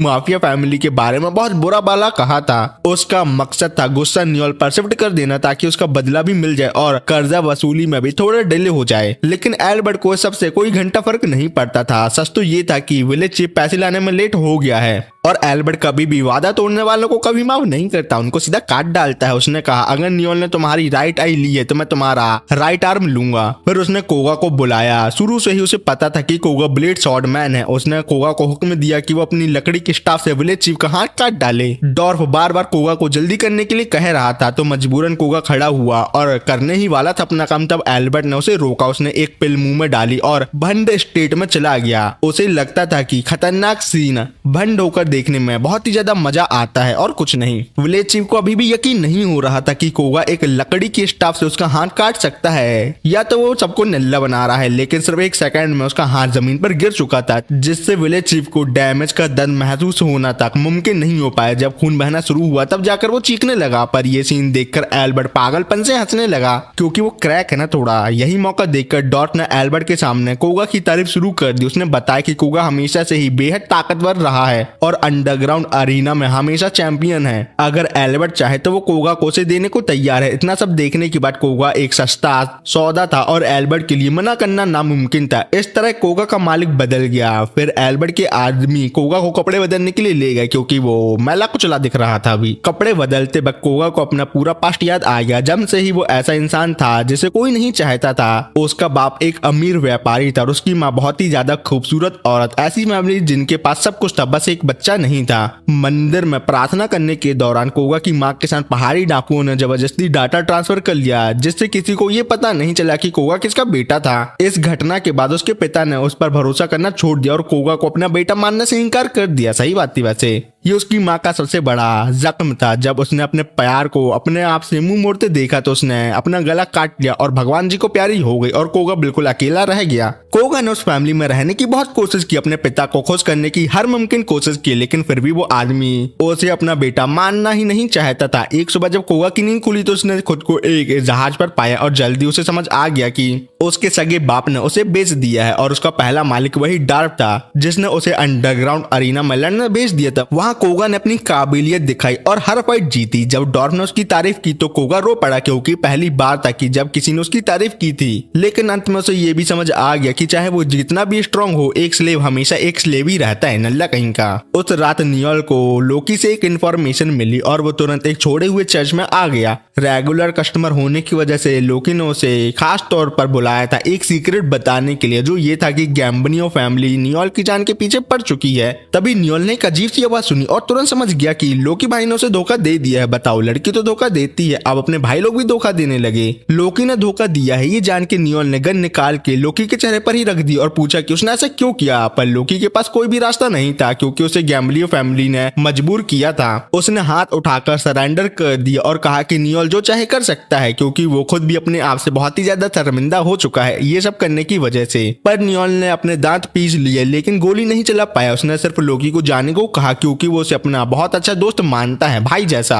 इसलिए नियोल उसे इस बार छोड़ रहा है और साथ ही ये भी कहा कि अब उसे गैम्बनियो फैमिली से जरने की कोई जरूरत नहीं है क्योंकि नियोल खुद उनका पूरा खानदान मिटा देने वाला है। तभी अंधेरों में से कोगा बाहर आया, हैरान था कि जो आदमी पहले उसे पैसे दे रहा था वही अब उसका पहला टारगेट बन चुका है। कोगा ने सच बताया कि वो लड़ना नहीं चाहता लेकिन वो अपने मालिक के हुक्म को भी तोड़ नहीं सकता। एल्बर्ट ने कोगा को अपना स्लेव बना के नियोल को मारने का पहला काम दिया है, जिसके बाद कोगा ने गहरी सांस ली और जोर से चिल्लाया, फिर अपनी सारी स्किल और प्रोफेशन नियोल के सामने रख दी। इससे नियोल समझ गया कि कोगा एक फेयर फाइट चाहता है। अगर ऐसा है तो नियोल भी पूरी ताकत से लड़ेगा। उसने भी अपनी सारी एबिलिटी रिवील कर दी। लड़ाई शुरू हो गई। पलक झपकते ही कोगा नियोल की सारी गोलियों से बचकर उसके बिल्कुल पास आ गया। स्मूच लेने के लिए नहीं मेरे भाई लोग, नियोल को मारने के लिए। तो नियोल ने गैपरिंग हुक का यूज करके छत उड़ा दी और कोगा की इतनी खतरनाक स्पीड देखे वो बहुत ही ज्यादा सतर्क हो गया। इस पॉइंट पर नियोल ने कोगा पर फायर बुलेट चलाई। फ्रंट लाइन प्रोफेशन वालों के पास फायर रेजिस्टेंस होती है लेकिन नियोल की आग नॉर्मल नहीं थी। इतना करीब से नियोल को पूरा भरोसा था कि कोगा इससे बच नहीं पाएगा, लेकिन कोगा ने नियोल की आग को काट दिया। लेकिन वो आग को नहीं, हवा को काट रहा था जिससे फ्लेम बुझ गई। दोनों छत पर लड़ने लगे। ये जिंदगी और मौत की लड़ाई थी, इसलिए नियोल ने अपनी हर एक एबिलिटी यूज की।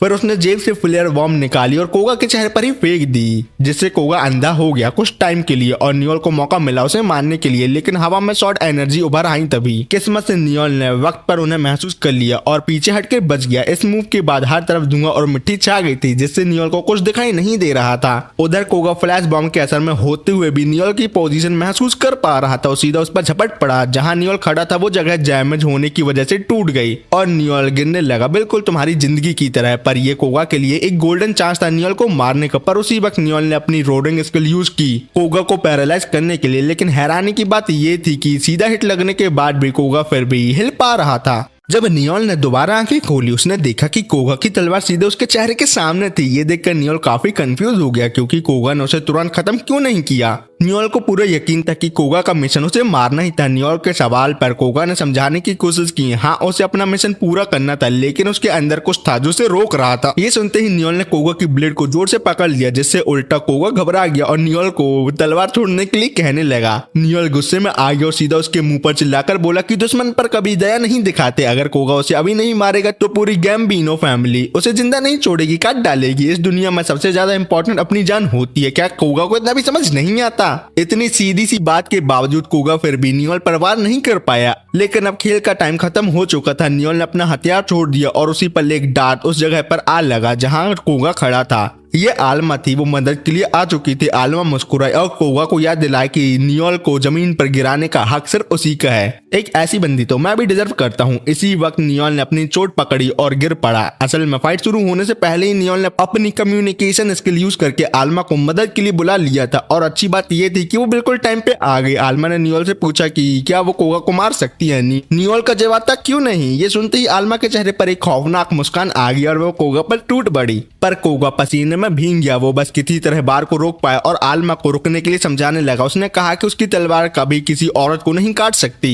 ये बात आलमा को थोड़ी चुभी, क्योंकि कोगा बार बार खुद को उससे बेहतर समझ रहा था। इसलिए आलमा ने अपनी स्किल यूज करके अपनी स्पीड बढ़ा और कोगा के इर्द गिर्द घूमकर उसका ब्लाइंड स्पॉट ढूंढने लगी। लेकिन हैरानी की बात यह थी कि कोगा ने आंखें बंद कर ली थी और आलमा के सारे अटैक और हिडन वेपन खुद ब खुद डिफ्लेक्ट हो गए थे। ये देखकर न्योल को तुरंत समझ आ गया कि दुनिया में हमेशा कोई ना कोई ताकतवर होता है। कोगा की स्किल क्लियर वाटर थी, जिससे आंखें बंद करने से उसकी सारी सेंसेस कई गुना ज्यादा तेज हो जाती थी। इसी वजह से पहले फ्लैश ग्रेनेड भी काम नहीं आया था। न्योल के होठों पर हल्की सी मुस्कान आ गया। वो बिल्कुल भी हिचकिचाने वालों में से नहीं था। कुछ मूव एक्सचेंज करने के बाद आलमा ने भी मान लिया कि कोगा वाकई बहुत ही ज्यादा स्ट्रांग है। इतना स्ट्रांग होने की वजह से उसे मरना ही पड़ेगा। कोगा भी यही महसूस कर रहा था। बार बार समझाने का कोई असर नहीं हुआ, इसलिए अब उसे भी पूरी ताकत से वार करना था। जैसे ही दोनों जानलेवा हमला करने ही वाले थे, अचानक आसमान में एक फ्लेयर छूट गई। ये न्योल का एक सिग्नल था जो आलमा को रिट्रीट करने का एक ऑर्डर था। इस फ्लेयर के बाद शहर के बाकी गार्ड भी यहाँ जल्दी पहुंच जाते। कोगा के लिए जाते जाते न्योल ने एक मैसेज दे दिया जो उसे एल्बर्ट तक पहुंचाना था। कोगा अपना मिशन फेल कर चुका था, इसलिए उसे पनिशमेंट मिलनी ही थी। लेकिन एल्बर्ट न पागल था कि जिसने गलती की थी उसे छोड़कर उसने डॉर्फ कोगा के पुराने मालिक को सजा दे दी और उसे काट डाला। एल्बर्ट ने डॉर्फ का कटा हुआ सर कोगा को दे दिया और याद दिलाया कि ये पहली और आखिरी बार था। अगर कोगा दोबारा फेल हुआ तो वो जरूर मार डालेगा। इसके बाद कोगा ने भी न्योल का मैसेज एल्बर्ट तक पहुंचाया। न्योल ऐसा इंसान था जो हमेशा कर चुकाता था और उसका बदला बेहद खौफनाक होता था। न्योल ने साफ कहा था कि वो पूरी गैम्बिनो फैमिली को कुचल देगा, मसल देगा। ये सुनते ही एल्बर्ट पूरी तरह से पागल हो गया। उसने तुरंत अपने आदमी रियोस को हुक्म दिया कि कॉम्बैट टीम इकट्ठी करके न्योल का शिकार शुरू कर दिया जाए। कोगा डॉर्फ का सर उठाकर कमरे से बाहर निकल आया। रियोस ने उसे डांट लगाई कि उसने फालतू बातें क्यों की। कोगा ने माफी मांगी और रियोस को बताया कि न्योल किस हद तक खतरनाक है। उसने माना कि न्योल वाकई बहुत स्ट्रांग है। टॉकसमेंट प्रोफेशन होने के बाद वो कोगा के साथ फेयर फाइट कर पाया। हाँ, आखिर में वो कॉम्बैट प्रोफेशन वालों को हरा नहीं सका, लेकिन न्योल की दीवानगी और पक्का इरादा देखकर कोगा उसकी इज्जत करने लगा है। ये सुनकर रियोस बस मुस्कुराए और कोगा के कंधे पर हाथ रखा। उसे लग रहा था कि कोगा धीरे धीरे न्योल की एबिलिटी से प्रभावित हो रहा है और एक दिन शायद उसके साथ भी जुड़ना चाहे।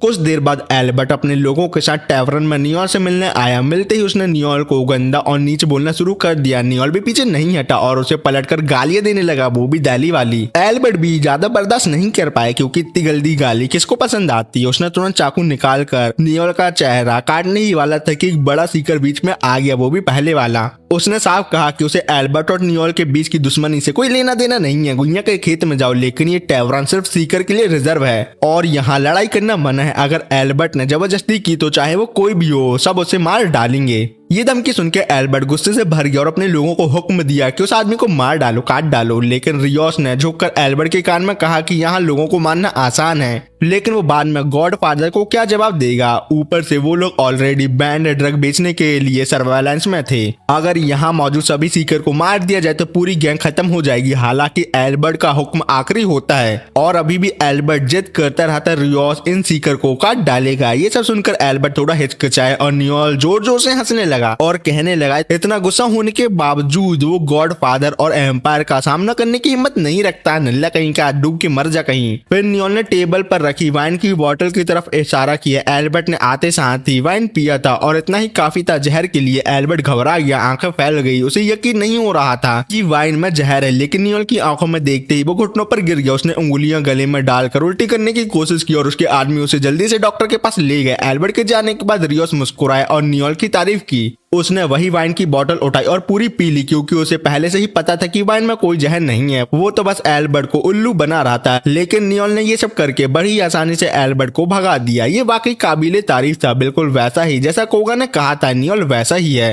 रियोस ने टेबल पर कुछ सिक्के रखे नियोल की वाइन का बिल चुकाने के लिए। इस बार वो उसे छोड़ रहा था, लेकिन एक शर्त पर कि नियोल को तुरंत इंपीरियल कैपिटल छोड़ना होगा। मना करने का मतलब था सीधी मौत, गाने वाली नहीं, मौत मतलब मौत। नियोल ने उसे घूरा और मान गया। वो और आल्मा टैवरन के बाहर निकल गई। कैपिटल के गेट से बाहर निकलते ही आल्मा जोर जोर से हंसने लगी और नियोल की तारीफ करने लगी कि सब कुछ वैसे ही हुआ जैसा उसने प्लान किया था। नियोल के लिए सिर्फ ये एक शुरुआत थी। अभी के लिए वो कैपिटल छोड़ रहे थे, लेकिन एक हफ्ते बाद वो वापस आने वाले थे, क्योंकि कुछ ऐसी बातें थी जो नियोल को इन्वेस्टिगेट करनी थी। बिल्कुल एक हफ्ते बाद नियोल और आल्मा वापस आए और एल्बर्ट गुस्से में उससे मिलने आया। उसने तुरंत अपने लोगों को नियोल को पकड़ने का हुक्म दिया, लेकिन कोई आगे नहीं बढ़ा। ये देख के नियोल जोर जोर से हंस पड़ा, क्योंकि इसका सिर्फ एक ही मतलब था कि एल्बर्ट अपनी बॉस की पोजीशन खो चुका है। उसी दिन दोपहर को सब कुछ हो चुका था। रियोस और उसके लोग ने एल्बर्ट को बिना बताए एक सीक्रेट मीटिंग की थी। वो लोग एल्बर्ट से तंग आ चुके थे। वो इस माफिया दुनिया में पहले बार से प्रभावित होकर आए थे, किसी पागल एल्बर्ट के लिए नहीं। इसी वक्त नियोल उनके पीछे आया। रियोस के कहने पर वो कैपिटल छोड़ गया था, लेकिन अब वो लोकी का एक गिफ्ट लेकर लौट के आया है। नियोल के पास एल्बर्ट का बर्थ सर्टिफिकेट था, जो साबित करता था कि वो पहले बॉस का बेटा ही नहीं है। लोकी ने कंफर्म किया कि पिछला बॉस ये बात अच्छे से जानता था, लेकिन शायद एल्बर्ट की माँ के लिए कुछ जज्बात होने की वजह से उसने एल्बर्ट को अपना लिया। लोग सही कहते हैं, लड़के अपने प्यार में किसी और के बच्चे को भी अपना सकते हैं। फिर ये इन्फो देने के बाद लोकी जाने ही वाला था कि नियोल ने उसे रोका। उसने लोकी को पिछले बॉस की मौत के बारे में जांच करने को कहा। नियोल को शक था कि एल्बर्ट ने उसे जहर देकर मारा है। अब प्रेजेंट में नियोल की सारी प्रेडिक्शन सही साबित हो चुकी थी। एल्बर्ट ने बॉस के डॉक्टर के साथ मिलकर उसे मार दिया था। सबूत बिल्कुल क्लियर थे।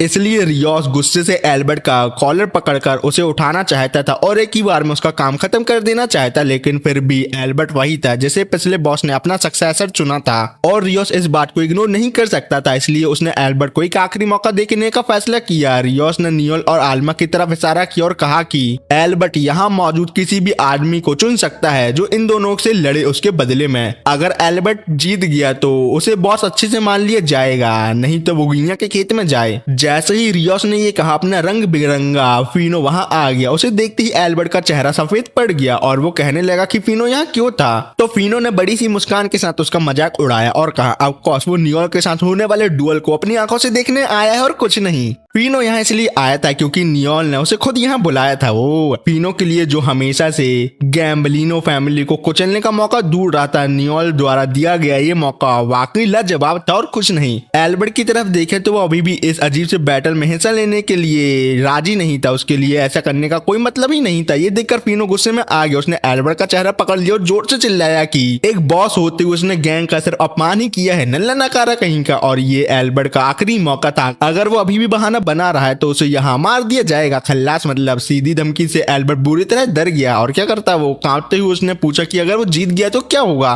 ट्रॉफी मिलेगी। रियोस ने पहले ही बता चुका था अगर एल्बर्ट जीत गया तो वो बॉस बना रहेगा। ऊपर से फिनो ने वादा किया कि वो गॉडफादर के सामने उसके लिए बोलेगा। इस तरह फेक ड्रग बेचने का मामला भी खत्म हो जाएगा। एल्बर्ट ने इधर उधर देखा और कोगा को चुन लिया, बिल्कुल वैसे ही जैसे नियोल ने प्रेडिक्ट किया था। इसकी सिर्फ एक वजह थी कि कोगा एक स्लेव कॉन्ट्रैक्ट से एल्बर्ट द्वारा बंधा हुआ था और इसी वजह से वो एल्बर्ट को धोखा नहीं दे सकता था। ऐसा एल्बर्ट सोचता था, जो सही है। आल्मा मुस्कुराई। अगर ऐसा ही है तो वो अभी कोगा को मार सकती है, खल्लास कर देगी। पर नियोल ने आल्मा के कंधे पर हाथ रखा और उसे पीछे हटा दिया बगरेधर से। इस बैटल में कोगा का सामना वो खुद करेगा। ये तीसरी बार था जब नियोल का सामना कोगा से हो रहा था। कोगा ने नियोल की तरफ देखा और उसके पसीने छूट गए, क्योंकि नियोल हमेशा की तरह एक बेहद कॉन्फिडेंट नजर से देख रहा था उसको, जैसे जीत पहले से ही ही उसकी पक्की हो, लेकिन ये बात कोगा को खुशी दे रही थी।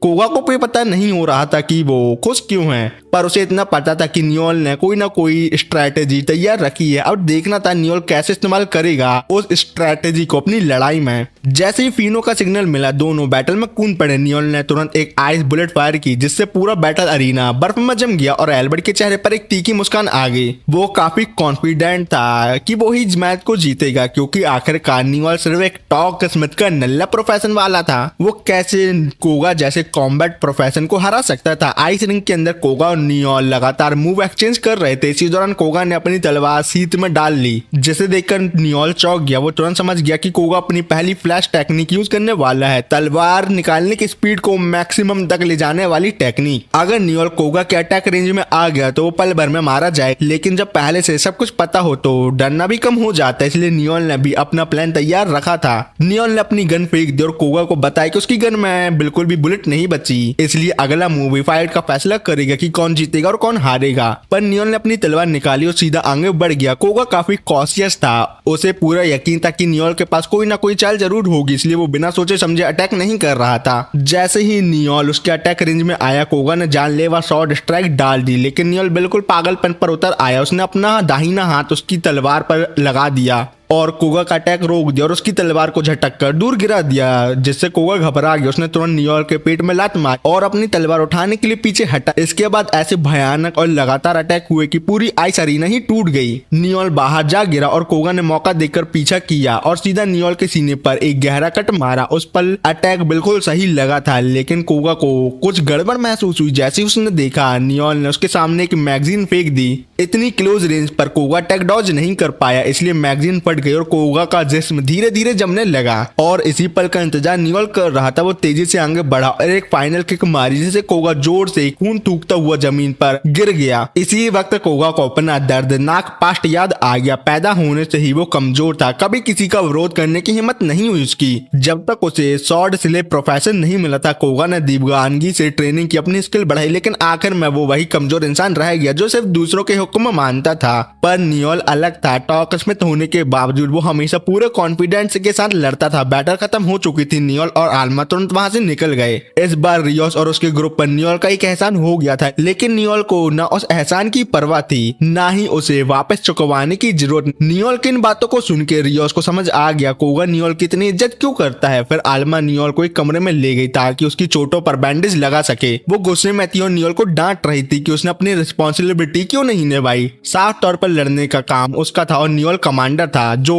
सब चीज कमांड करता था। फिर वो बार बार उसका काम क्यों छीन रहा था। औरत से बहस करना मुश्किल होता है, इसलिए नियोल ने तुरंत माफी मांग ली, जो हम सब लोग अपनी रियल लाइफ में भी अप्लाई कर सकते हैं। तभी फिनो अंदर आया। वो नियोल से अकेले में बात करना चाहता था, इसलिए उसने आल्मा को बाहर जाने को कहा। बिना घुमा फिरा के उसने सीधा मेन बात कह दी। फिनो ने नियोल को अपनी माफिया फैमिली ज्वाइन करने का ऑफर दिया। अगर नियोल मान जाता तो वो तुरंत गैम्बिनो गैंग का बॉस बन सकता था। शर्त काफी अच्छी थी, लेकिन नियोल ने फिर भी मना कर दिया, क्योंकि नियोल अपनी मर्जी का मालिक था, इसलिए वो किसी के नीचे काम करने वालों में से नहीं था। लेकिन ये बात सुन के फिनो मुस्कुराया और अपना हाथ उठाकर नियोल को अपनी प्रोफेशन दिखाई। तब नियोल को एहसास हुआ कि ना जाने कब से उसका दिल फिनो के हाथ में था। ये स्काउट ग्रुप की एक स्किल थी, जिसका एक्टिवेशन कंडीशन ही था कि सामने वाला व्यक्ति वीनो को 2 बार मना करे, और नियोल ये कंडीशन पूरी कर चुका था। अब फिनो को नियोल के साथ खेलने का कोई शौक नहीं था। जो कुछ उसने देखा उससे के बाद उसे पूरा यकीन हो गया था कि अगर आज नहीं तो कल नियोल उसकी फैमिली के लिए बहुत बड़ा खतरा बनेगा, इसलिए बेहतर था उसे अंडे में ही कुचल दिया जाए। ये बात कहने के बाद एक बार फिर फिनो ने नियोल से पूछा कि क्या वो उसकी माफिया फैमिली ज्वाइन करना चाहेगा या नहीं। मना करेगा तो उसकी मौत पक्की है और वो काट डाला जाएगा। इतनी धमकी के बावजूद नियोल बिल्कुल नहीं डरा, बल्कि वो सीधा फिनो के पास गया और उसे धमकी दी कि अगर मारना है तो यही मारो, और वो भी अभी।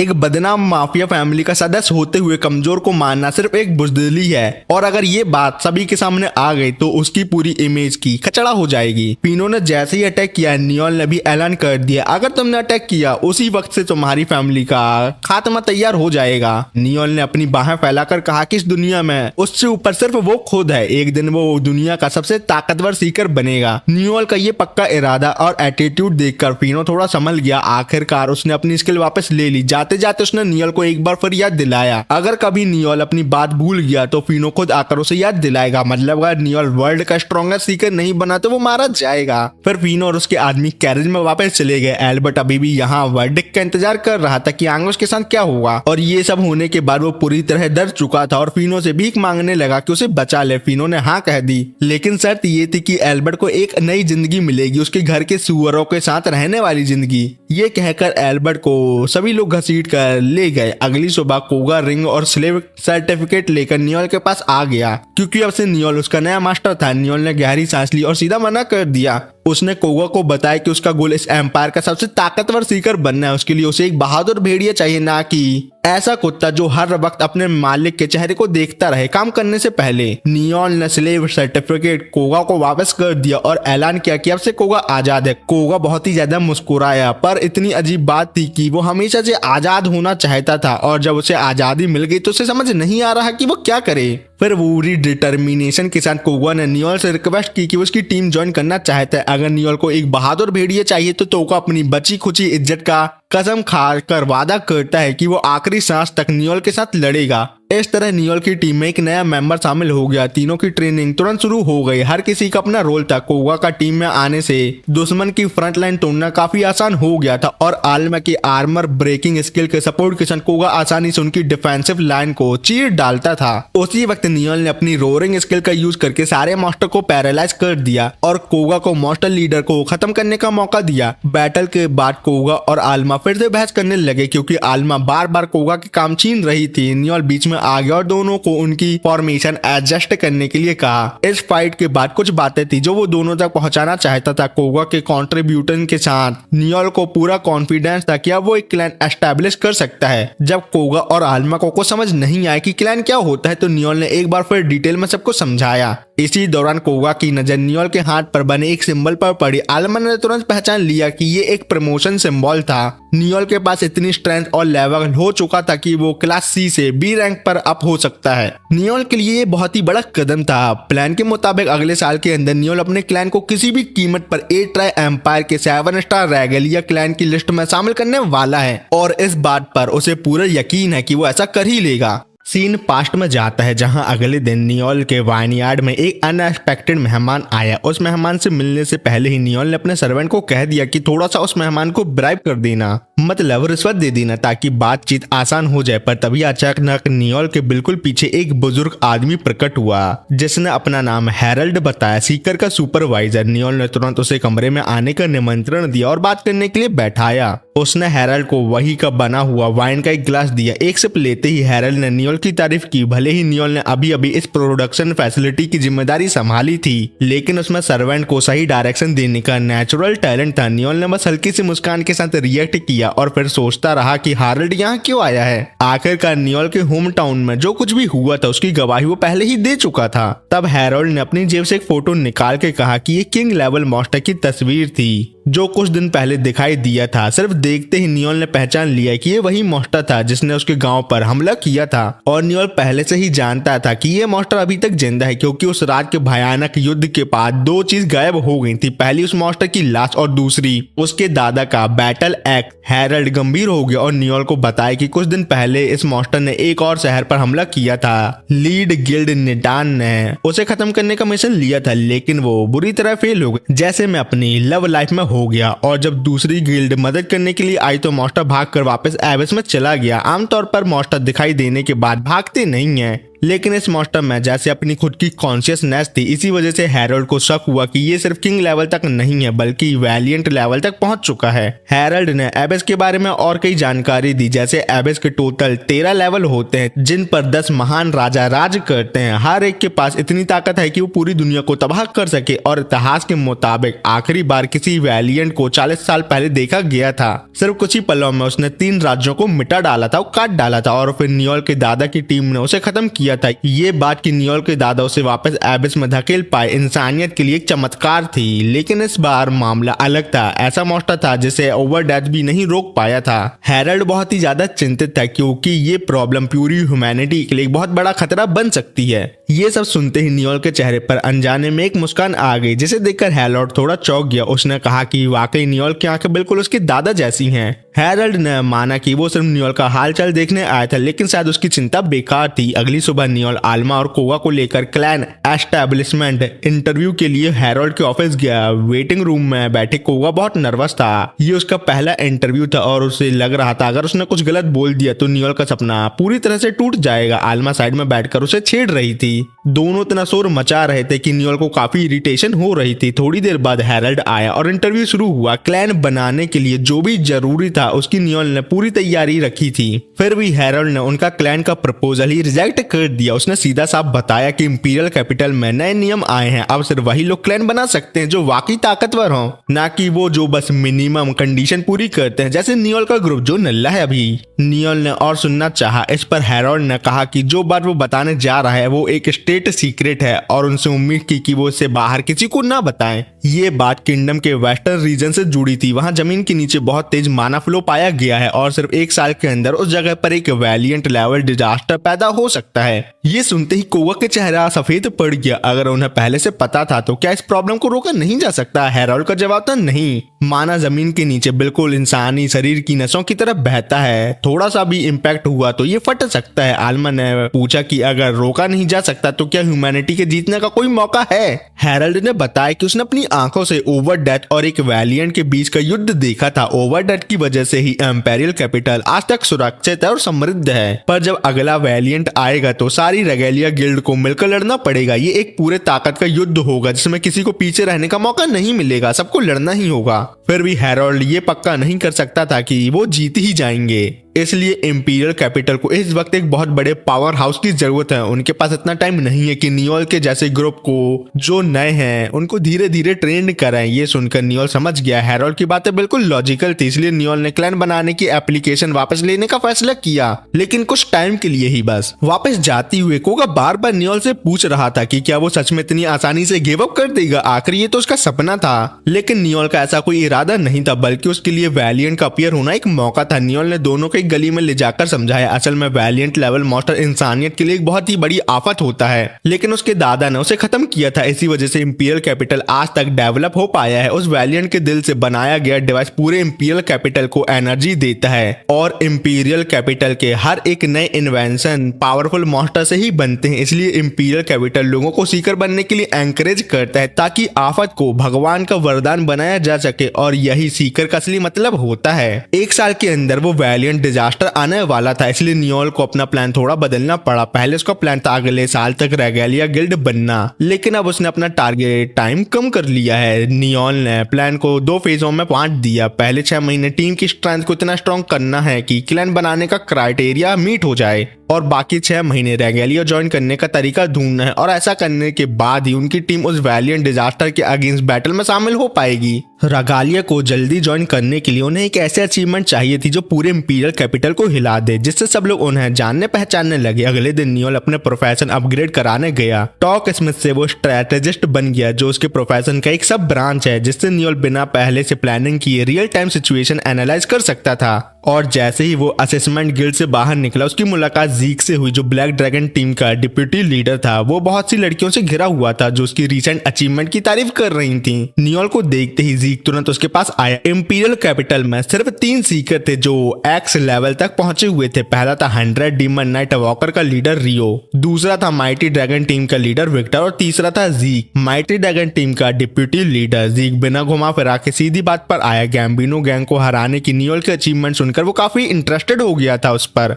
इसलिए उसने नियोल को अपनी माइटी ड्रैगन टीम ज्वाइन करने का इनविटेशन दिया। पर नियोल ने बिना सोचे समझे मना कर दिया, जैसे स्टीव हैरिंगटन को नैन्सी ने रिजेक्ट किया था ना, वैसे ही। पर ये बात सुन के नियोल ने तलवार पकड़ ली और नियोल को धमकाया, लेकिन नियोल बिल्कुल शांत रहा और उसे प्रवोक करते हुए बोला कि वो किसी के अंडर काम नहीं करेगा। अगर मजबूरी भी हो तो वो सिर्फ स्ट्रॉन्ग इंसान के अंदर ही काम करना चाहेगा। इंपीरियल कैपिटल में 3 सबसे स्ट्रॉन्ग सीकर हैं। विक्टर अब बूढ़ा हो चुका है, इसलिए सिर्फ लियो और जीक बचे। अगर जीक चाहता है कि नियोल उसके अंडर आए तो उसे प्रूव करना होगा कि वो स्ट्रॉन्ग है। ये कहकर नियोल वहां से चला गया। ये क्या बात हुई? उसी वक्त दो सीकर ने ज़ीक को पहचान लिया और उसे इंपीरियल कैपिटल का दूसरा सबसे स्ट्रॉन्गेस्ट आदमी कहा। ये बात ज़ीक को और भी ज्यादा गुस्सा दिला गई क्योंकि उसका और लियो का कभी प्रॉपर डुएल नहीं हुआ था। फिर भी सब लोग लियोल को सुपीरियर मानते थे और उसे कमजोर। नियोल बाहर जाते हुए दिखा लेकिन असल में वो एक कोने में छुपकर ये सब कुछ सुन रहा था। अब उसने ज़ीक की वीकनेस पकड़ ली थी। इसी बीच जंगल के गहरे हिस्से में आल्मा और लीसा प्रैक्टिस डुएल कर रही थी। कई राउंड के बाद भी लीसा ही जीत रही थी तो उसने आल्मा को सलाह दी कि वो फ्रंट लाइन के लिए बिल्कुल सूट नहीं करती। तभी वहां एक और लड़की लीसा से मिलने आई। वो ऑफेलिया थी, लीसा के होम टाउन की बहन जैसी दोस्त। लीसा ने आल्मा का उससे इंट्रोडक्शन करवा दिया। ऑफेलिया के लिए नहीं आई थी बल्कि अपनी पूरी टीम के साथ आई थी। उसकी टीम में सिर्फ 4 लोग थे लेकिन सबके सब स्ट्रॉन्ग और रिलायबल थे। फिर ऑफेलिया ने लीसा को वार्निंग दी कि उसे सीकर नियोल से दूर रहना चाहिए क्योंकि उसने सुना था कि नियोल बहुत स्कैरी इंसान है जो अपने ही टीममेट को स्लेव बनाकर बेच देता है और उसका माफिया के साथ उठना बैठना है। क्या मतलब वो इस एनिमे का संजय दत्त है। ऑफेलिया बिना जाने नियोल के बारे में बुरा भरा बोलती रही जबकि आल्मा उसकी टीममेट वहां ही थी। तब लियोन मतलब लियो जो टीम लीडर है बीच में आकर बोला और ऑफेलिया को रोक दिया। उसके हिसाब से जब तक तुम किसी इंसान को फेस टू फेस मिल नहीं लेते तब तक उसके बारे में फैल रही अफवाह के ऊपर भरोसा नहीं करना चाहिए। फिर उनके जाने के बाद लीसा ने आल्मा से माफी मांगी। आल्मा को बुरा नहीं लगा क्योंकि ऑफेलिया ने जो कहा था वो सब कुछ सच था। फिर उस रात नियोल फिर से लोकी से इंफॉर्मेशन लेने के लिए गया। इस बार उसे शहर के सभी क्लास बी सीकर की कंप्लीट लिस्ट चाहिए थी। नियोल का ध्यान सिर्फ लियो और उसकी टीम पर था। उनकी अचीवमेंट और एबिलिटी इतनी ज्यादा थी कि उन्हें एम्पायर की टॉप बी क्लास टीम माना जाता था। इसी के साथ नियोल ने अपना नया गोल सेट कर लिया। हर इंसान की कोई ना कोई वीकनेस होती है और जब वो सामने आती है तो मुस्कान धीरे धीरे मिट जाती है और दरारें बीच में पड़ने लगती हैं। नियोल के चेहरे पर एक खतरनाक मुस्कान आई जिसे देखकर लोकी भी थोड़ा अनईजी हो गया और समझ गया कि नियोल फिर से कोई पागलपन भरा प्लान बनाने वाला है। इंपीरियल प्रिजन के अंदर पपेट नाइट ह्यूगो अपने रूम में चुपचाप सिमटकर बैठा हुआ था जब एक प्रिजन गार्ड उसके पास आया और उसे बाहर बुलाया और कहा कि कोई उससे मिलना चाहता है। उससे मिलने आया था नियोल। नियोल को देखकर ह्यूगो बिल्कुल हैरान नहीं हुआ क्योंकि नियोल पहले भी कई बार यहाँ आ चुका था उससे मिलने। नियोल ने पहले ही ह्यूगो को अपना पर्पस बता दिया था। ह्यूगो के अंदर एक किलिंग डीमन का कंट्रोल था जिसकी वजह से उसने बहुत से खौफनाक कांड किए थे और अब वो एग्जीक्यूशन का इंतजार कर रहा था। लेकिन नियोल बिल्कुल भी नहीं चाहता था कि ह्यूगो मारा जाए बल्कि वो उसे यहाँ से निकाल कर अपना टीममेट बनाना चाहता था। पगलैट है मेरे ख्याल से थोड़ा सा। नियोल इतनी मेहनत इसलिए कर रहा था क्योंकि ह्यूगो का प्रोफेशन बहुत ही रेयर था। वो एक प्रोडक्शन टाइप सीकर था जो कई पपेट सोल्जर को एक साथ कंट्रोल कर सकता था। साथ ही ह्यूगो एक जीनियस सीकर माना जाता था। उसकी एडेप्टेबिलिटी और स्ट्रेंथ दोनों ही परफेक्ट थे लेकिन इन्हीं क्वालिटीज की वजह से ह्यूगो हमेशा अकेला ही रहा। उसने कभी कोई टीममेट नहीं बनाए और उसे जरूरत भी नहीं थी क्योंकि उसके पास उसके पपेट जो थे। पर इस जिंदगी से थककर उसने सीकर बनना ही छोड़ और एक पपेट आर्टिस्ट की तरह जीने लगा। जिंदगी में उसने सक्सेस भी पाई लेकिन आगे क्या होगा कौन जान सकता है। जैसे क्या भरोसा मैं खुशी खुशी भगवान के पास चला जाऊं। वापस प्रेजेंट में आते हुए ह्यूगो ने फिर भी नियोल का ऑफर सख्त मना कर दिया। नियोल सिर्फ हल्का सा मुस्कुराया और उंगली चटकाई जिससे तुरंत ही प्रिजन गार्ड बिल्कुल एक वफादार कुत्ते की तरह नियोल के लिए चाय ले आए। नियोल ने उसे धमकाया नहीं था, बस उसकी वीकनेस जानता था। ह्यूगो के सामने नियोल ने सीधा कहा कि प्रिजन के सारे गार्ड उसके कंट्रोल में हैं और वो स्टेप बाय स्टेप ह्यूगो को छुड़ाने का प्लान बना चुका है। ये कहते हुए नियोल खड़ा हुआ और ह्यूगो को एक बार फिर याद दिलाया लोग उसे एक जहरीला सांप कहते हैं जो अपने गोल के लिए कुछ भी कर सकता है। और नियोल ने पूरी सर्टेनिटी के साथ कहा कि वो ह्यूगो को इस प्रिजन से जरूर बाहर निकालेगा और अपना टीममेट बनाएगा।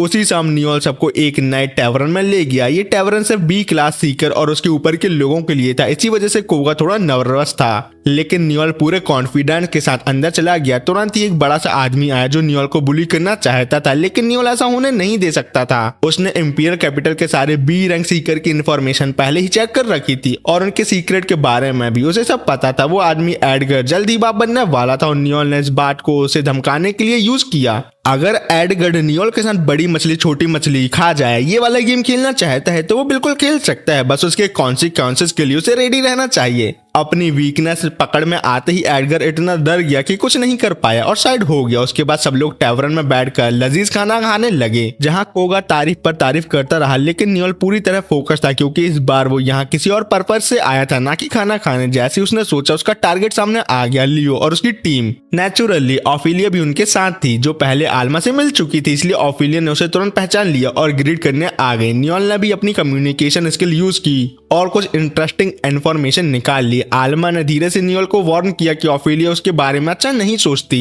इसलिए उसे थोड़ा सतर्क रहना चाहिए। लेकिन नियोल को कोई फर्क नहीं पड़ा, बल्कि लोग अगर उसके खिलाफ सोचते हैं तो और भी अच्छा है बात है उसके लिए, क्योंकि इस बार नियोल का एम ही हंगामा खड़ा करना था। जब ऑफेलिया ने आलमा के पास बैठे लोगों के बारे में पूछा तो आलमा ने नियोल के कहने पर उसका इंट्रोडक्शन करवा दिया। सिर्फ नियोल का नाम सुनते ही ऑफेलिया ने नियोल की बेइज्जती करने वाली बातें शुरू कर दी। उसे यकीन नहीं हो रहा था कि नियोल इतना गिरा हुआ है कि अपने ही टीममेट को माफिया के हाथ बेच दे। नियोल ने भी उसे ताना मार का जवाब दिया, जिससे ऑफेलिया इतनी ज्यादा गुस्सा हो गई कि उसे मारने को हो आई। तब कोगा बीच में आ गया और उसे रोका, क्योंकि चाहे कुछ भी हो जाए नियोल अभी भी ग्रुप का लीडर था, इसलिए ऑफेलिया अपनी मनमानी नहीं कर सकती थी। इसी दौरान लियो वहां आ गया और ऑफेलिया को हंगामा करते हुए उसने उसे तुरंत रोका और नियोल के सामने झुककर माफी मांगी। नियोल बस हल्के से मुस्कुराया और लियो को याद दिलाया कि ग्रुप के लीडर होने के नाते उसे अपने कुत्तों पर ज्यादा कंट्रोल रखना चाहिए, ताकि वो इधर उधर लोगों को काटने ना लगे। ये बात नियोल के सेल्फ रिस्पेक्ट को सीधा छू गई। उसने नियोल से कहा कि वो अपनी बात वापस ले, चाहे ऑफेलिया का बिहेवियर नियोल के साथ गलत ही हो रहा हो, फिर भी उसे इतनी बुरी तरह डांटना ठीक नहीं था। मौका देखकर ऑफेलिया ने लियो को और भड़काया, उसे याद दिलाया कि सामने बैठा इंसान नियोल है और उसके बारे में सारी अफवाहें बिल्कुल सच हैं। इसके बाद लियो ने नियोल के साथ सॉफ्ट रहना छोड़ दिया और उसे पलटकर डांट दिया।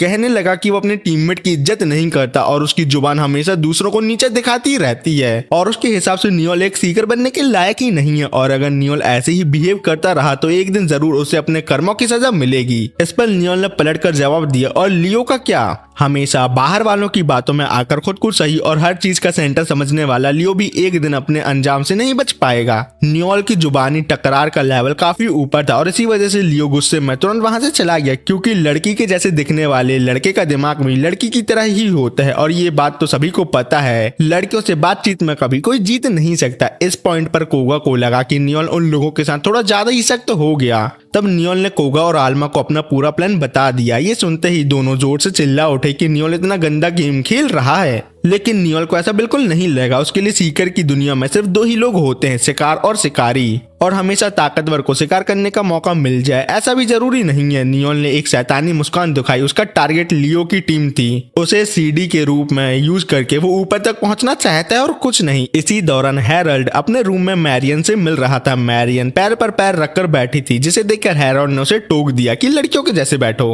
उसके बाद दोनों ने इस बात पर चर्चा की कि वैलिएंट मॉन्स्टर के खिलाफ ऑपरेशन का कमांड कौन संभालेगा। मैरियन ने लियो का नाम सजेस्ट किया, जबकि हैरोल्ड ने नियोल का नॉमिनेट कर दिया। जैसे ही मैरियन ने ये सुना वो जोर से हंस पड़ी। साफ था कि हैरोल्ड ने कुछ दिन पहले ही उस लड़के की क्लैन एस्टेब्लिशमेंट रिक्वेस्ट वाली एप्लीकेशन रिजेक्ट कर दी थी और अब उसे कमांड के लिए नॉमिनेट कर रहा था। साफ मतलब था बुढ़ा बुढ़ापे में सटिया गया है और कुछ नहीं। इस पर दादा और पोते के बीच एक शर्त लग गई। हाँ, मैरियन हैरोल्ड की पोती है और अगर शर्त मैरियन जीत जाती तो हैरोल्ड फैमिली हेड की पोजीशन उसे साफ साफ और आराम से दे देगा, और अगर हैरोल्ड जीत जाता है तो मैरियन को एक प्रॉपर लेडी के एटिकेट सीखने पड़ेंगे और कुछ नहीं। उधर इंपीरियल कैपिटल की रातों में लियो की टीम का मेंबर किम अकेले सड़क पर चल रहा था। चलते चलते उसे अपने बचपन के दिन याद आ रहे थे जब वो लियो के साथ रहता था। तब भी लियो एक सीधा साधा और नेक इंसान था। कॉम्बैट प्रोफेशन होने के बाद वो कभी वायलेंस से वायलेंस का जवाब नहीं देना चाहता था। नियोल की साफ आंखों को देखकर किम ने उसे सीकर बनने का सजेशन दे दिया, लेकिन वो लोग हमेशा उस गरीब गांव में छुपकर नहीं रह सकते थे। उन्हें स्ट्रॉन्ग सीकर बनना था, मॉन्स्टर को भगाना था, लोगों की मदद करनी और एक सच में राइटियस जिंदगी जीनी थी अपने पावरफुल प्रोफेशन के साथ। जब वो बड़े हुए किम और लियो ने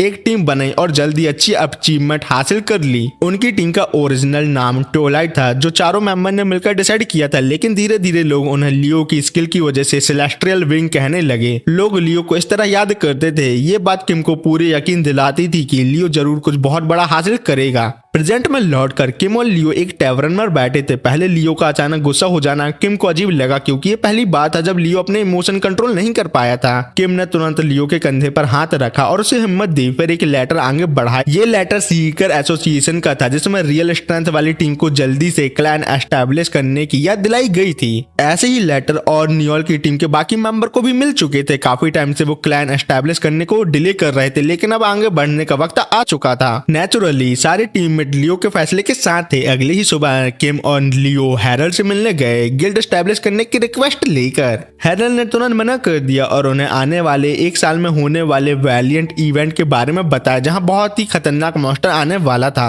जहां तक उस लेटर की बात थी वो हैरल्ड ने भेजा ही नहीं था। ये सुनकर किम काफी गुस्सा हो गया और सोचने लगा आखिरकार कौन उनके साथ ऐसा घटिया मजाक कर सकता है। इसी तरह इंटरव्यू खत्म हो गया। हैरल्ड ने किम और लियो को वापस भेज दिया, लेकिन लियो इतनी आसानी से हार मानने वालों में से नहीं था। उसने सर झुकाया और हैरल्ड से भीख मांगते हुए कहा, हमें भी एक मौका देखे तो देखो। हैरल्ड ने गहरी सांस ली और आखिरकार प्रपोजल मान लिया। उसने लियो की टीम को एक मिशन असाइन किया। सीकर एसोसिएशन के मुताबिक उन्हें एक लेवल 8 मॉन्स्टर को एलिमिनेट करना होगा। किम ने तुरंत लियो के कंधे पर हाथ रखा और हाँ कर दी। चाहे ये मॉन्स्टर उनके करंट लेवल से ऊपर था, लेकिन अगर आगे बढ़ना था तो कभी न कभी डेंजरस मॉन्स्टर का सामना तो उन्हें करना ही पड़ता।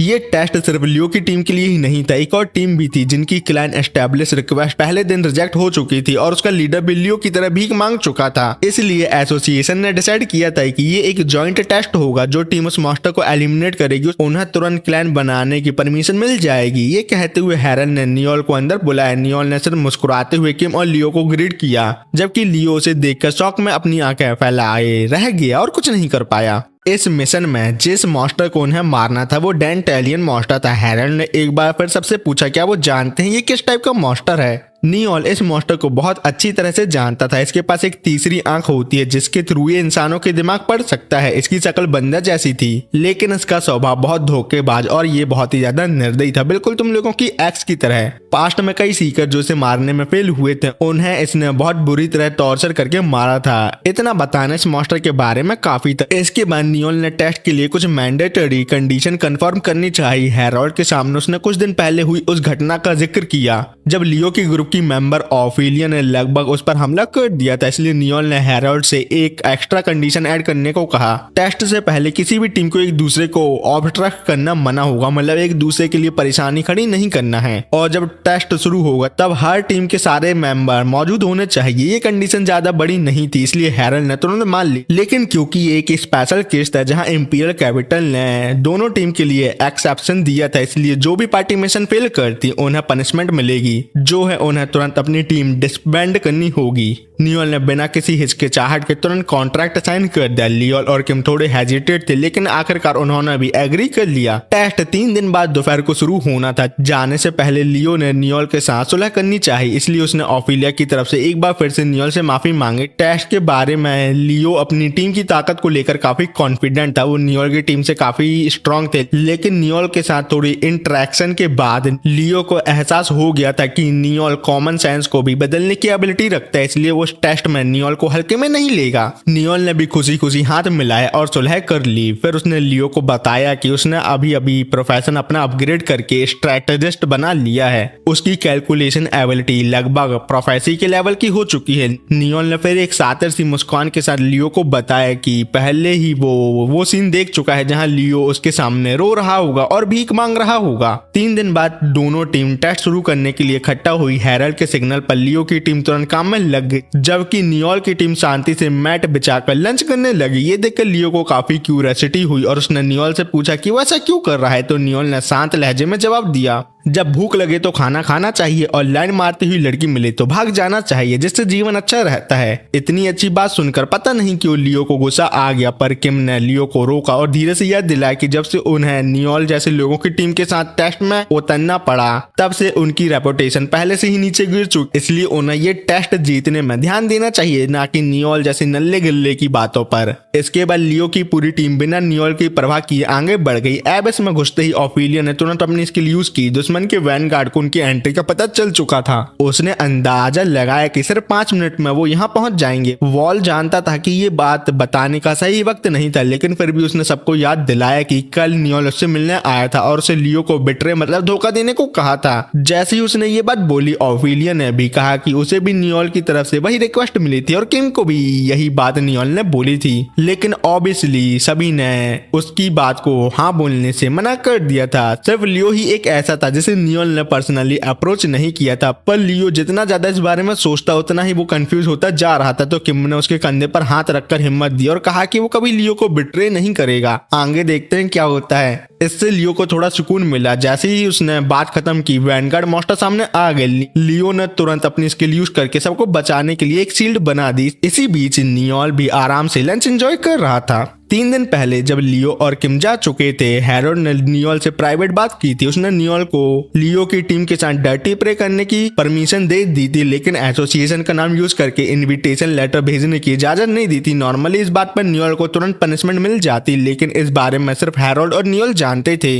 इसलिए फिलहाल हैरोल्ड ने आंखें बंद कर ली। एक बार फिर हैरोल्ड ने नियोल से पूछा कि क्या वो जीत पाएंगे। नियोल ने हमेशा की तरह शांत और पक्के लहजे में जवाब दिया कि वो ही जीतेगा। प्रेजेंट में वापस आते हुए कोगा खाते हुए भी टेंशन में था कि अगर नियोल की टीम जीत गई तो क्या, लेकिन नियोल को पूरा यकीन था कि ऐसा नहीं हो। उसे भी पता था लियो की टीम वाकई बहुत पावरफुल थी और उनकी टीम से काफी ज्यादा स्ट्रॉन्ग थी। इसलिए अगर नियोल को जीतना था तो उसे इंतजार करना ही पड़ेगा। नियोल ने लियो को बहुत गहराई से स्टडी किया था। लियो से निकलने वाली मैजिक आम लोगों से काफी ज्यादा थी, जिसकी वजह से उसकी स्किल यूज सोचने के बराबर स्पीड से एक्टिवेट हो जाती थी। लेकिन वही खासियत एक दिन चुपके से उसके लिए रुकावट बनने वाली थी। आलमा और कोगा भी अभी पूरी तरह नहीं समझ पा रहे थे, इसलिए नियोल ने और समझाना उन्हें जरूरी नहीं समझा। उसे सिर्फ इतना पता था कि उसने जो बीज बोया था वो अब उग चुका होगा, इसलिए देर से पहले लियो की टीम के बाकी 3 मेंबर उसे बिट्रे करने वाले थे। बैटल में लियो की पूरी टीम को मॉन्स्टर डेंटोलियन से लड़ते हुए 1 घंटा हो चुका था। उसके आसपास के छोटे मॉन्स्टर तो मर चुके थे, लेकिन सिचुएशन अभी भी एक तरफा थी। डेंटेलियन बहुत ज्यादा पावरफुल था और लोगों के दिमाग पढ़ सकता था, इसलिए उनका कोई भी अटैक उस पर नहीं लग रहा था। लियो ने अपने प्रोफेशन की पूरी ताकत झोंककर एक ब्लाइंड स्पॉट से खतरनाक अटैक किया, फिर भी डेंटेलियन बच गया। जैसे ही लियो अगला अटैक करने वाला था, उसने देखा कि मॉन्स्टर के हाथ में अनगिनत पत्थर जमा हो चुके थे। लियो घबरा गया और जोर से चिल्लाया कि सब तुरंत हट जाएं। अगले ही पल डेंटोलियन ने ऊपर से पत्थरों की बारिश कर दी उसके ऊपर।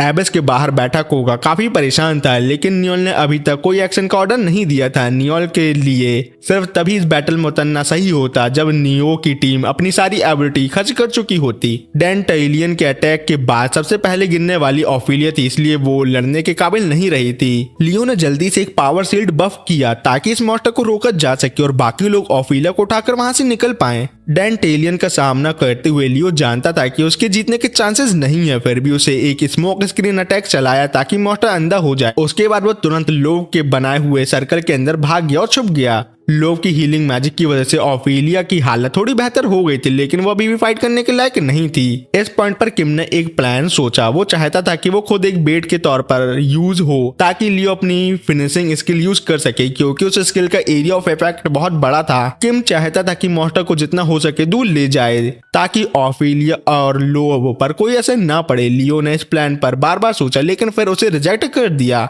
मॉन्स्टर डेंटेलियन के पास दिमाग पढ़ने की एबिलिटी थी, इसलिए उसे धोखा देना लगभग नामुमकिन था, इसलिए ये प्लान काम नहीं कर। और दूसरी बात, नियोल के पास खुद का एक और प्लान था। वो चाहता था कि नियोल की टीम के साथ मिलकर मॉन्स्टर को खत्म किया जाए। इसका मतलब ये होता कि उन्हें टेस्ट छोड़ना पड़ता, लेकिन शायद इस तरह उनकी पूरी टीम के डिसबैंड होने के चांसेस कम हो जाते। ये बात सुनते ही किम गुस्से से भड़क होता और लियो पर चिल्लाया कि दुश्मन के साथ मिलकर काम करना ये अच्छी बात है।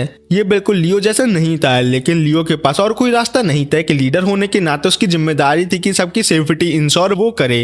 वो अपने टीममेट को कैसे जान के खतरे में ढकेल सकता था कि जानते हुए कि वो मरने वाले हैं। लियो की ये बात सुन के किम फूट फूट कर रोने लगा और लियो को जोर से गले लगा लिया। फिर उसने लियो के पेट में छुरा घोंप दिया, लेकिन किसी जानलेवा जगह पर नहीं। क्या मतलब, उसे तड़प तड़प के मरने देना चाहता था वो। उसके बाद किम ने अपने दिल का सारा दर्द बाहर निकाल दिया। लियो का सॉन ब्रदर और टीममेट होने के नाते किम हमेशा धीरे धीरे लियो के लेवल तक पहुंचने की कोशिश करता रहा था। वो हमेशा इस बात के लिए तैयार था कि एक दिन वो लियो के लिए अपनी जान भी दे देगा, लेकिन अब सब कुछ खत्म हो चुका था। किम घुटनों के बल गिर गया और आजादी की भीख मांगने लगा। इसी वक्त डेंटेलियन बैरियर के बिल्कुल बाहर आ चुका था, लेकिन इसलिए नहीं कि उसने लियो की टीम को ढूंढ लिया था, बल्कि इसलिए क्योंकि नियोल भी अब गेम में एंटर कर चुका था। नियोल ने मुस्कुराते हुए लियो की टीम को हल्का सा ग्रीट किया और तुरंत अपने काम पर लग गया। डेंटेलियन ने सीधे नियोल पर जंप करके अटैक किया। नियोल हल्का सा साइड में हटा और झाड़ियों के बीच से कोगा तेज गति से निकलकर मॉन्स्टर पर टूट पड़ा। सिर्फ एक ही वार में मॉन्स्टर को महसूस हो गया कि कुछ गलत है। वो कोगा और नियोल के सोचने की स्पीड का साथ नहीं दे पा रहा था। ये सब कुछ नियोल नियोल ने पहले से ही प्लान कर रखा था। रैपिड कम्युनिकेशन स्किल की प्रैक्टिस की वजह से कोगा बिना सोचे समझे भी एक्शन ले सकता था, इतनी तेजी से कि मॉन्स्टर रिएक्ट करने का मौका ही नहीं पा रहा था। जब कोगा मॉन्स्टर के साथ क्लोज कॉम्बैट में लगा हुआ था, नियोल ने सीधा एक गोली मॉन्स्टर के सीने में दाग दी। क्योंकि डेंटेलियन थॉट रीड नहीं कर पा रहा था, वो डॉज भी नहीं कर पाए इस अटैक को। इसके बाद मॉन्स्टर को भयानक हेडेक होने लगा और नियोल अब एक स्ट्रैटेजिस्ट बन चुका था और उसकी कैलकुलेशन स्पीड मॉन्स्टर के माइंड रीडिंग से काफी ज्यादा तेज थी। ऊपर से नियोल एक ही वक्त में कई हाइपोथेटिकल ब्रांचेस बना रहा था। इतनी ज्यादा इंफॉर्मेशन डेंटेलियन के दिमाग पर भारी पड़ने लगी। इसी मौके का इंतजार करते हुए कोगा ने तुरंत मॉन्स्टर का एक हाथी काट दिया। नियोल ने लगातार उसके दिमाग में झूठी इंफॉर्मेशन भरता रहा, जिस वजह से डेंटेलियन दर्द से चीखने लगा और लड़ाई के बीच इंटरफेरेंस रोकने के लिए उसने माथे पर लगी अपनी तीसरी आंख खुद ही निकालकर नोच दी। लेकिन अपने नियोल भाई बस इसी पल का तो इंतजार कर रहे थे। उसने तुरंत अपनी कम्युनिकेशन स्किल यूज करके आल्मा को एक ऑर्डर दिया। एबस के अंदर से ऑर्डर मिलते ही आल्मा ने तुरंत रिएक्ट किया। उसने अपनी स्पीड को मैक्सिमम तक बफ किया और सीधा मॉन्स्टर की तरफ दौड़ पड़ी। मॉन्स्टर ने आल्मा को डिटेक्ट कर लिया और उसे मारने के लिए अपना हाथ घुमाया, पर इसी पल आल्मा ने अपनी एक स्किल एक्टिवेट कर दी, जिसके कारण डेंटेलियन का अटैक उसके शरीर के बीच से निकल गया। ये एक स्पेशल स्किल थी जो आल्मा को असैसिन बनने के बाद लेवल अप पर मिली थी, जिसमें हर 24 घंटे में एक बार आल्मा अपने आप को एक स्पिरिट में बदल सकती थी, जिस वजह से उस पर कोई भी फिजिकल अटैक काम नहीं करता। मॉन्स्टर के बैलेंस होने का इंतजार करते ही आल्मा ने वार किया और सीधा उसके सीने के बीच में छेद कर दिया, जिस वजह से मॉन्स्टर वहीं गिर पड़ा और उसके साथ एबस भी गायब हो गया और टेस्ट भी यहाँ ही खत्म हो गया। इसी वक्त किम घिसटते हुए नियोल के पास आ गया। अब जब कुछ सब खत्म हो चुका था तो नियोल ने भी सोचा, इनका मैंने इतना हुतिया बनाया है तो क्यों ना इन्हें सच बता ही दूं, और बताया कि लियो की टीम के सारे एक्शन मैंने पहले से ही कैलकुलेट कर रखे थे, चाहे क्लैन एस्टेब्लिश करने की फेक इनविटेशन भेजना हो या इस डेंटेलियन मॉन्स्टर को चूज करना, हर चीज नियोल की टीम को शुरू से ही एडवांटेज देने के लिए थी। गुस्से में किम ने नियोल का कॉलर पकड़ लिया, लेकिन नियोल जरा भी नहीं हिला क्योंकि शुरू से ही उन लोगों की असली इच्छा आजादी थी। किम की पूरी टीम काफी ज्यादा स्ट्रांग थी, लेकिन सबसे आउटस्टैंडिंग जिसे जीनियस कहा जाता था वो सिर्फ लियो ही था, इसलिए लोग सिर्फ उसको ही हमेशा याद रखते थे, बाकी लोगों को गुइया के खेत में फेंक देते थे। नियोल ने सीधी नजर लियो पर डाली और कहा कि उसके अपने टीम मेंबर ने लियो को बिट्रे नहीं किया, बल्कि लियो ने खुद उन्हें बिट्रे किया था। फैसले के उस पल में अपने टीममेट पर भरोसा न करने वाला ही लियो ही था। इन बातों को सुनकर लियो दांत पीस कर रह गया। उसे पता था नियोल सही कह रहा है, इसलिए अब वो नियोल के खिलाफ कुछ कर भी नहीं पाया। इसी वक्त हैरल्ड वहां आया और नियोल की टीम को विनर डिक्लेयर कर दिया, साथ ही उन्हें तुरंत क्लैन एस्टेब्लिश करने की परमिशन भी मिल गई, जबकि लियो की साइड को एग्रीमेंट के मुताबिक अपनी टीम डिस्बैंड करनी पड़ी। सेलेस्टियल विंग नाइट के डिस्बैंड होने की खबर पूरे इंपीरियल कैपिटल में आग की तरह फैल गई, यहाँ तक कि सबसे एक्सपीरियंस सीकर भी इस बात पर यकीन नहीं कर पा रहे थे। लीसा सिटी गेट पर अपनी बहन ऑफिलिया को छोड़ने आई, जहाँ ऑफिलिया ने उसे जोर से गले लगाया और कहा कि वो बहुत ज्यादा थक चुकी है। पहले उसे लगा था वो काफी स्ट्रांग, लेकिन कभी उसने सोचा नहीं था कि एक दिन उसे ऐसे जाना होगा। जाते जाते उसने लीसा को अपने टीममेट को संभाल कर रखने की सलाह दी, जो बहुत ही जरूरी बात है। दूसरी ओर नियोल ये खबर जेल में ह्यूगो को दिखाने ले गया। ह्यूगो को लगा कि नियोल थोड़ा ज्यादा ही निर्दयी है,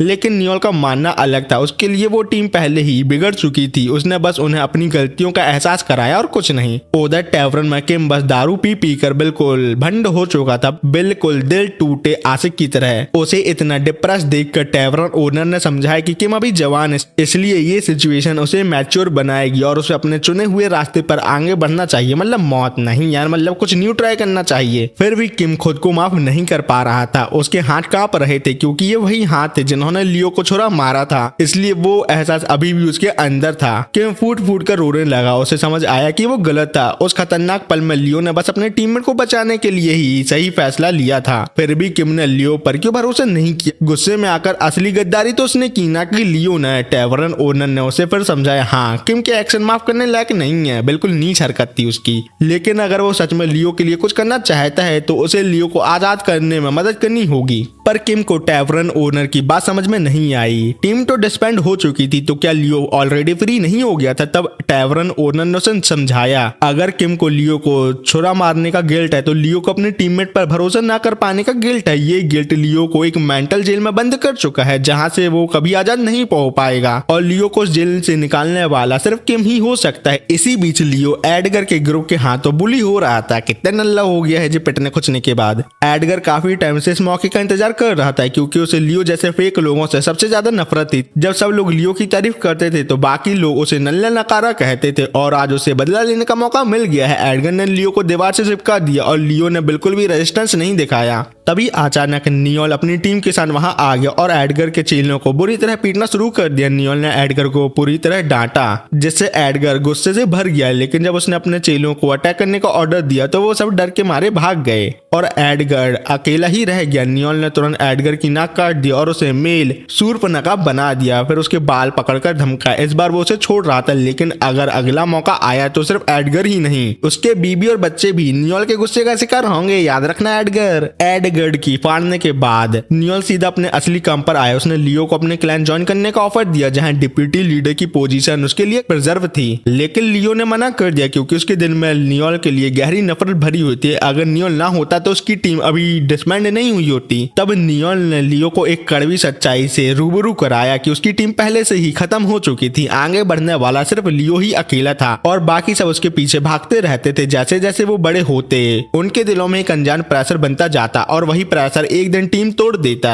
चाहे नियोल बीच पर इंटरवीन करता या नहीं, रिजल्ट वही होता जो अभी है। ये बातें सुन के नियोल गुस्से में लियो पर चिल्लाया क्योंकि उसे आधी अधूरी फीलिंग बिल्कुल भी पसंद नहीं थी, क्योंकि जो हो चुका था वो बदला नहीं जा सकता था। टीम तो टूट चुकी थी और लियो की बदनामी दूर दूर तक फैल चुकी थी। बेइज्जती कर रहा है, लेकिन अगर लियो बढ़ता रहा और हिस्ट्री में रिकॉर्ड होने वाला एक महान सीकर बना तो लोग फिर भी उसे याद रखेंगे, जिससे उसकी एक्स पार्टी सेलेस्टियल विंग ये नाम भी याद किया जाएगा। फिर नियोल ने पूरे कॉन्फिडेंस के साथ कहा कि उसका गोल सबसे स्ट्रॉन्ग बनना है और उस गोल के लिए वो बेकार इमोशन को छोड़ने के लिए तैयार है। नियोल ने बाहें सिकोड़ी और आखिरकार नियोल का ऑफर एक्सेप्ट कर लिया और कहा वो इस पूरे सफर में नियोल पर नजर रखेगा। अगर नियोल ने कभी भी धोखा दिया तो उसकी सजा सिर्फ मौत होगी। इस तरह नियोल ने लियो को अपनी टीम में शामिल कर लिया। रूम में बैठे मैरियन को नियोल के तरीके थोड़े ज्यादा ही निर्दयी लगे। उसके लिए नियोल जो कर रहा था वो हद से ज्यादा था और उसे लगता था कि हेरोल्ड ने नियोल पर कुछ ज्यादा ही मेहरबानी कर दी है। हेरोल्ड भी अंदर से वैसा ही महसूस कर रहा था जैसा मैरियन कर रही है, लेकिन उसने मैरियन से वादा किया कि आगे से ऐसा दोबारा नहीं होगा। नियोल ने लियो को अपनी टीम में रिक्रूट करके अपने क्लैन को एक स्ट्रॉन्ग स्टेप आगे बढ़ा दिया है। लेकिन अब असली कहानी शुरू हुई थी। नियोल का क्लैन जिंदा रहेगा या नहीं ये अगला टेस्ट पर डिपेंड करता है। हेरोल्ड ने नियोल के क्लैन को एक नया मिशन दिया, सेलेस्टियल जॉर्ज में लेवल 9 मॉन्स्टर को एक्सट्रीमिनेट करना। ये मॉन्स्टर था ग्राम जो ड्रैगन किंग और डेथ स्पिरिट का रूलर कहलाता है। जब लोगों ने लियो को नियोल की टीम के साथ चलते देखा तो उसे गद्दार कहकर बदनाम करना शुरू कर दिया। तब नियोल ने शांत सुर में लियो को याद दिलाया कि इन बातों पर ज्यादा ध्यान ना दे, इन लोगों को कचड़े में जाने दे। नाम के साथ गद्दार कहलाना बिना पहचान के जीने से तो बेहतर है। इसी वक्त किम वहां आ गया और नियोल को गाली देने लगा और उसे अपनी टीम को तोड़ने का जिम्मेदार ठहराने लगा। तो लियो ने आगे बढ़कर किम को रोक दिया क्योंकि अब वो नियो का आदमी था और अगर किम ने नियोल को हाथ भी लगाया तो उससे पहले किम को लियो को हराना पड़ेगा। दोनों एक दूसरे पर झपट पड़े और बिना किसी शक के लियो जीत गया क्योंकि वो पहले से ही ताकतवर था। पर हारने के बाद किम जमीन पर गिरकर फूट फूट कर रोने लगा क्योंकि ये किम का जवाब था। अब वो लियो के रास्ते में रुकावट नहीं बनेगा बल्कि बस उसके चुने हुए रास्ते पर कामयाबी की दुआ करेगा। उसी शाम नियोल सबको क्लैन हाउस ले गया।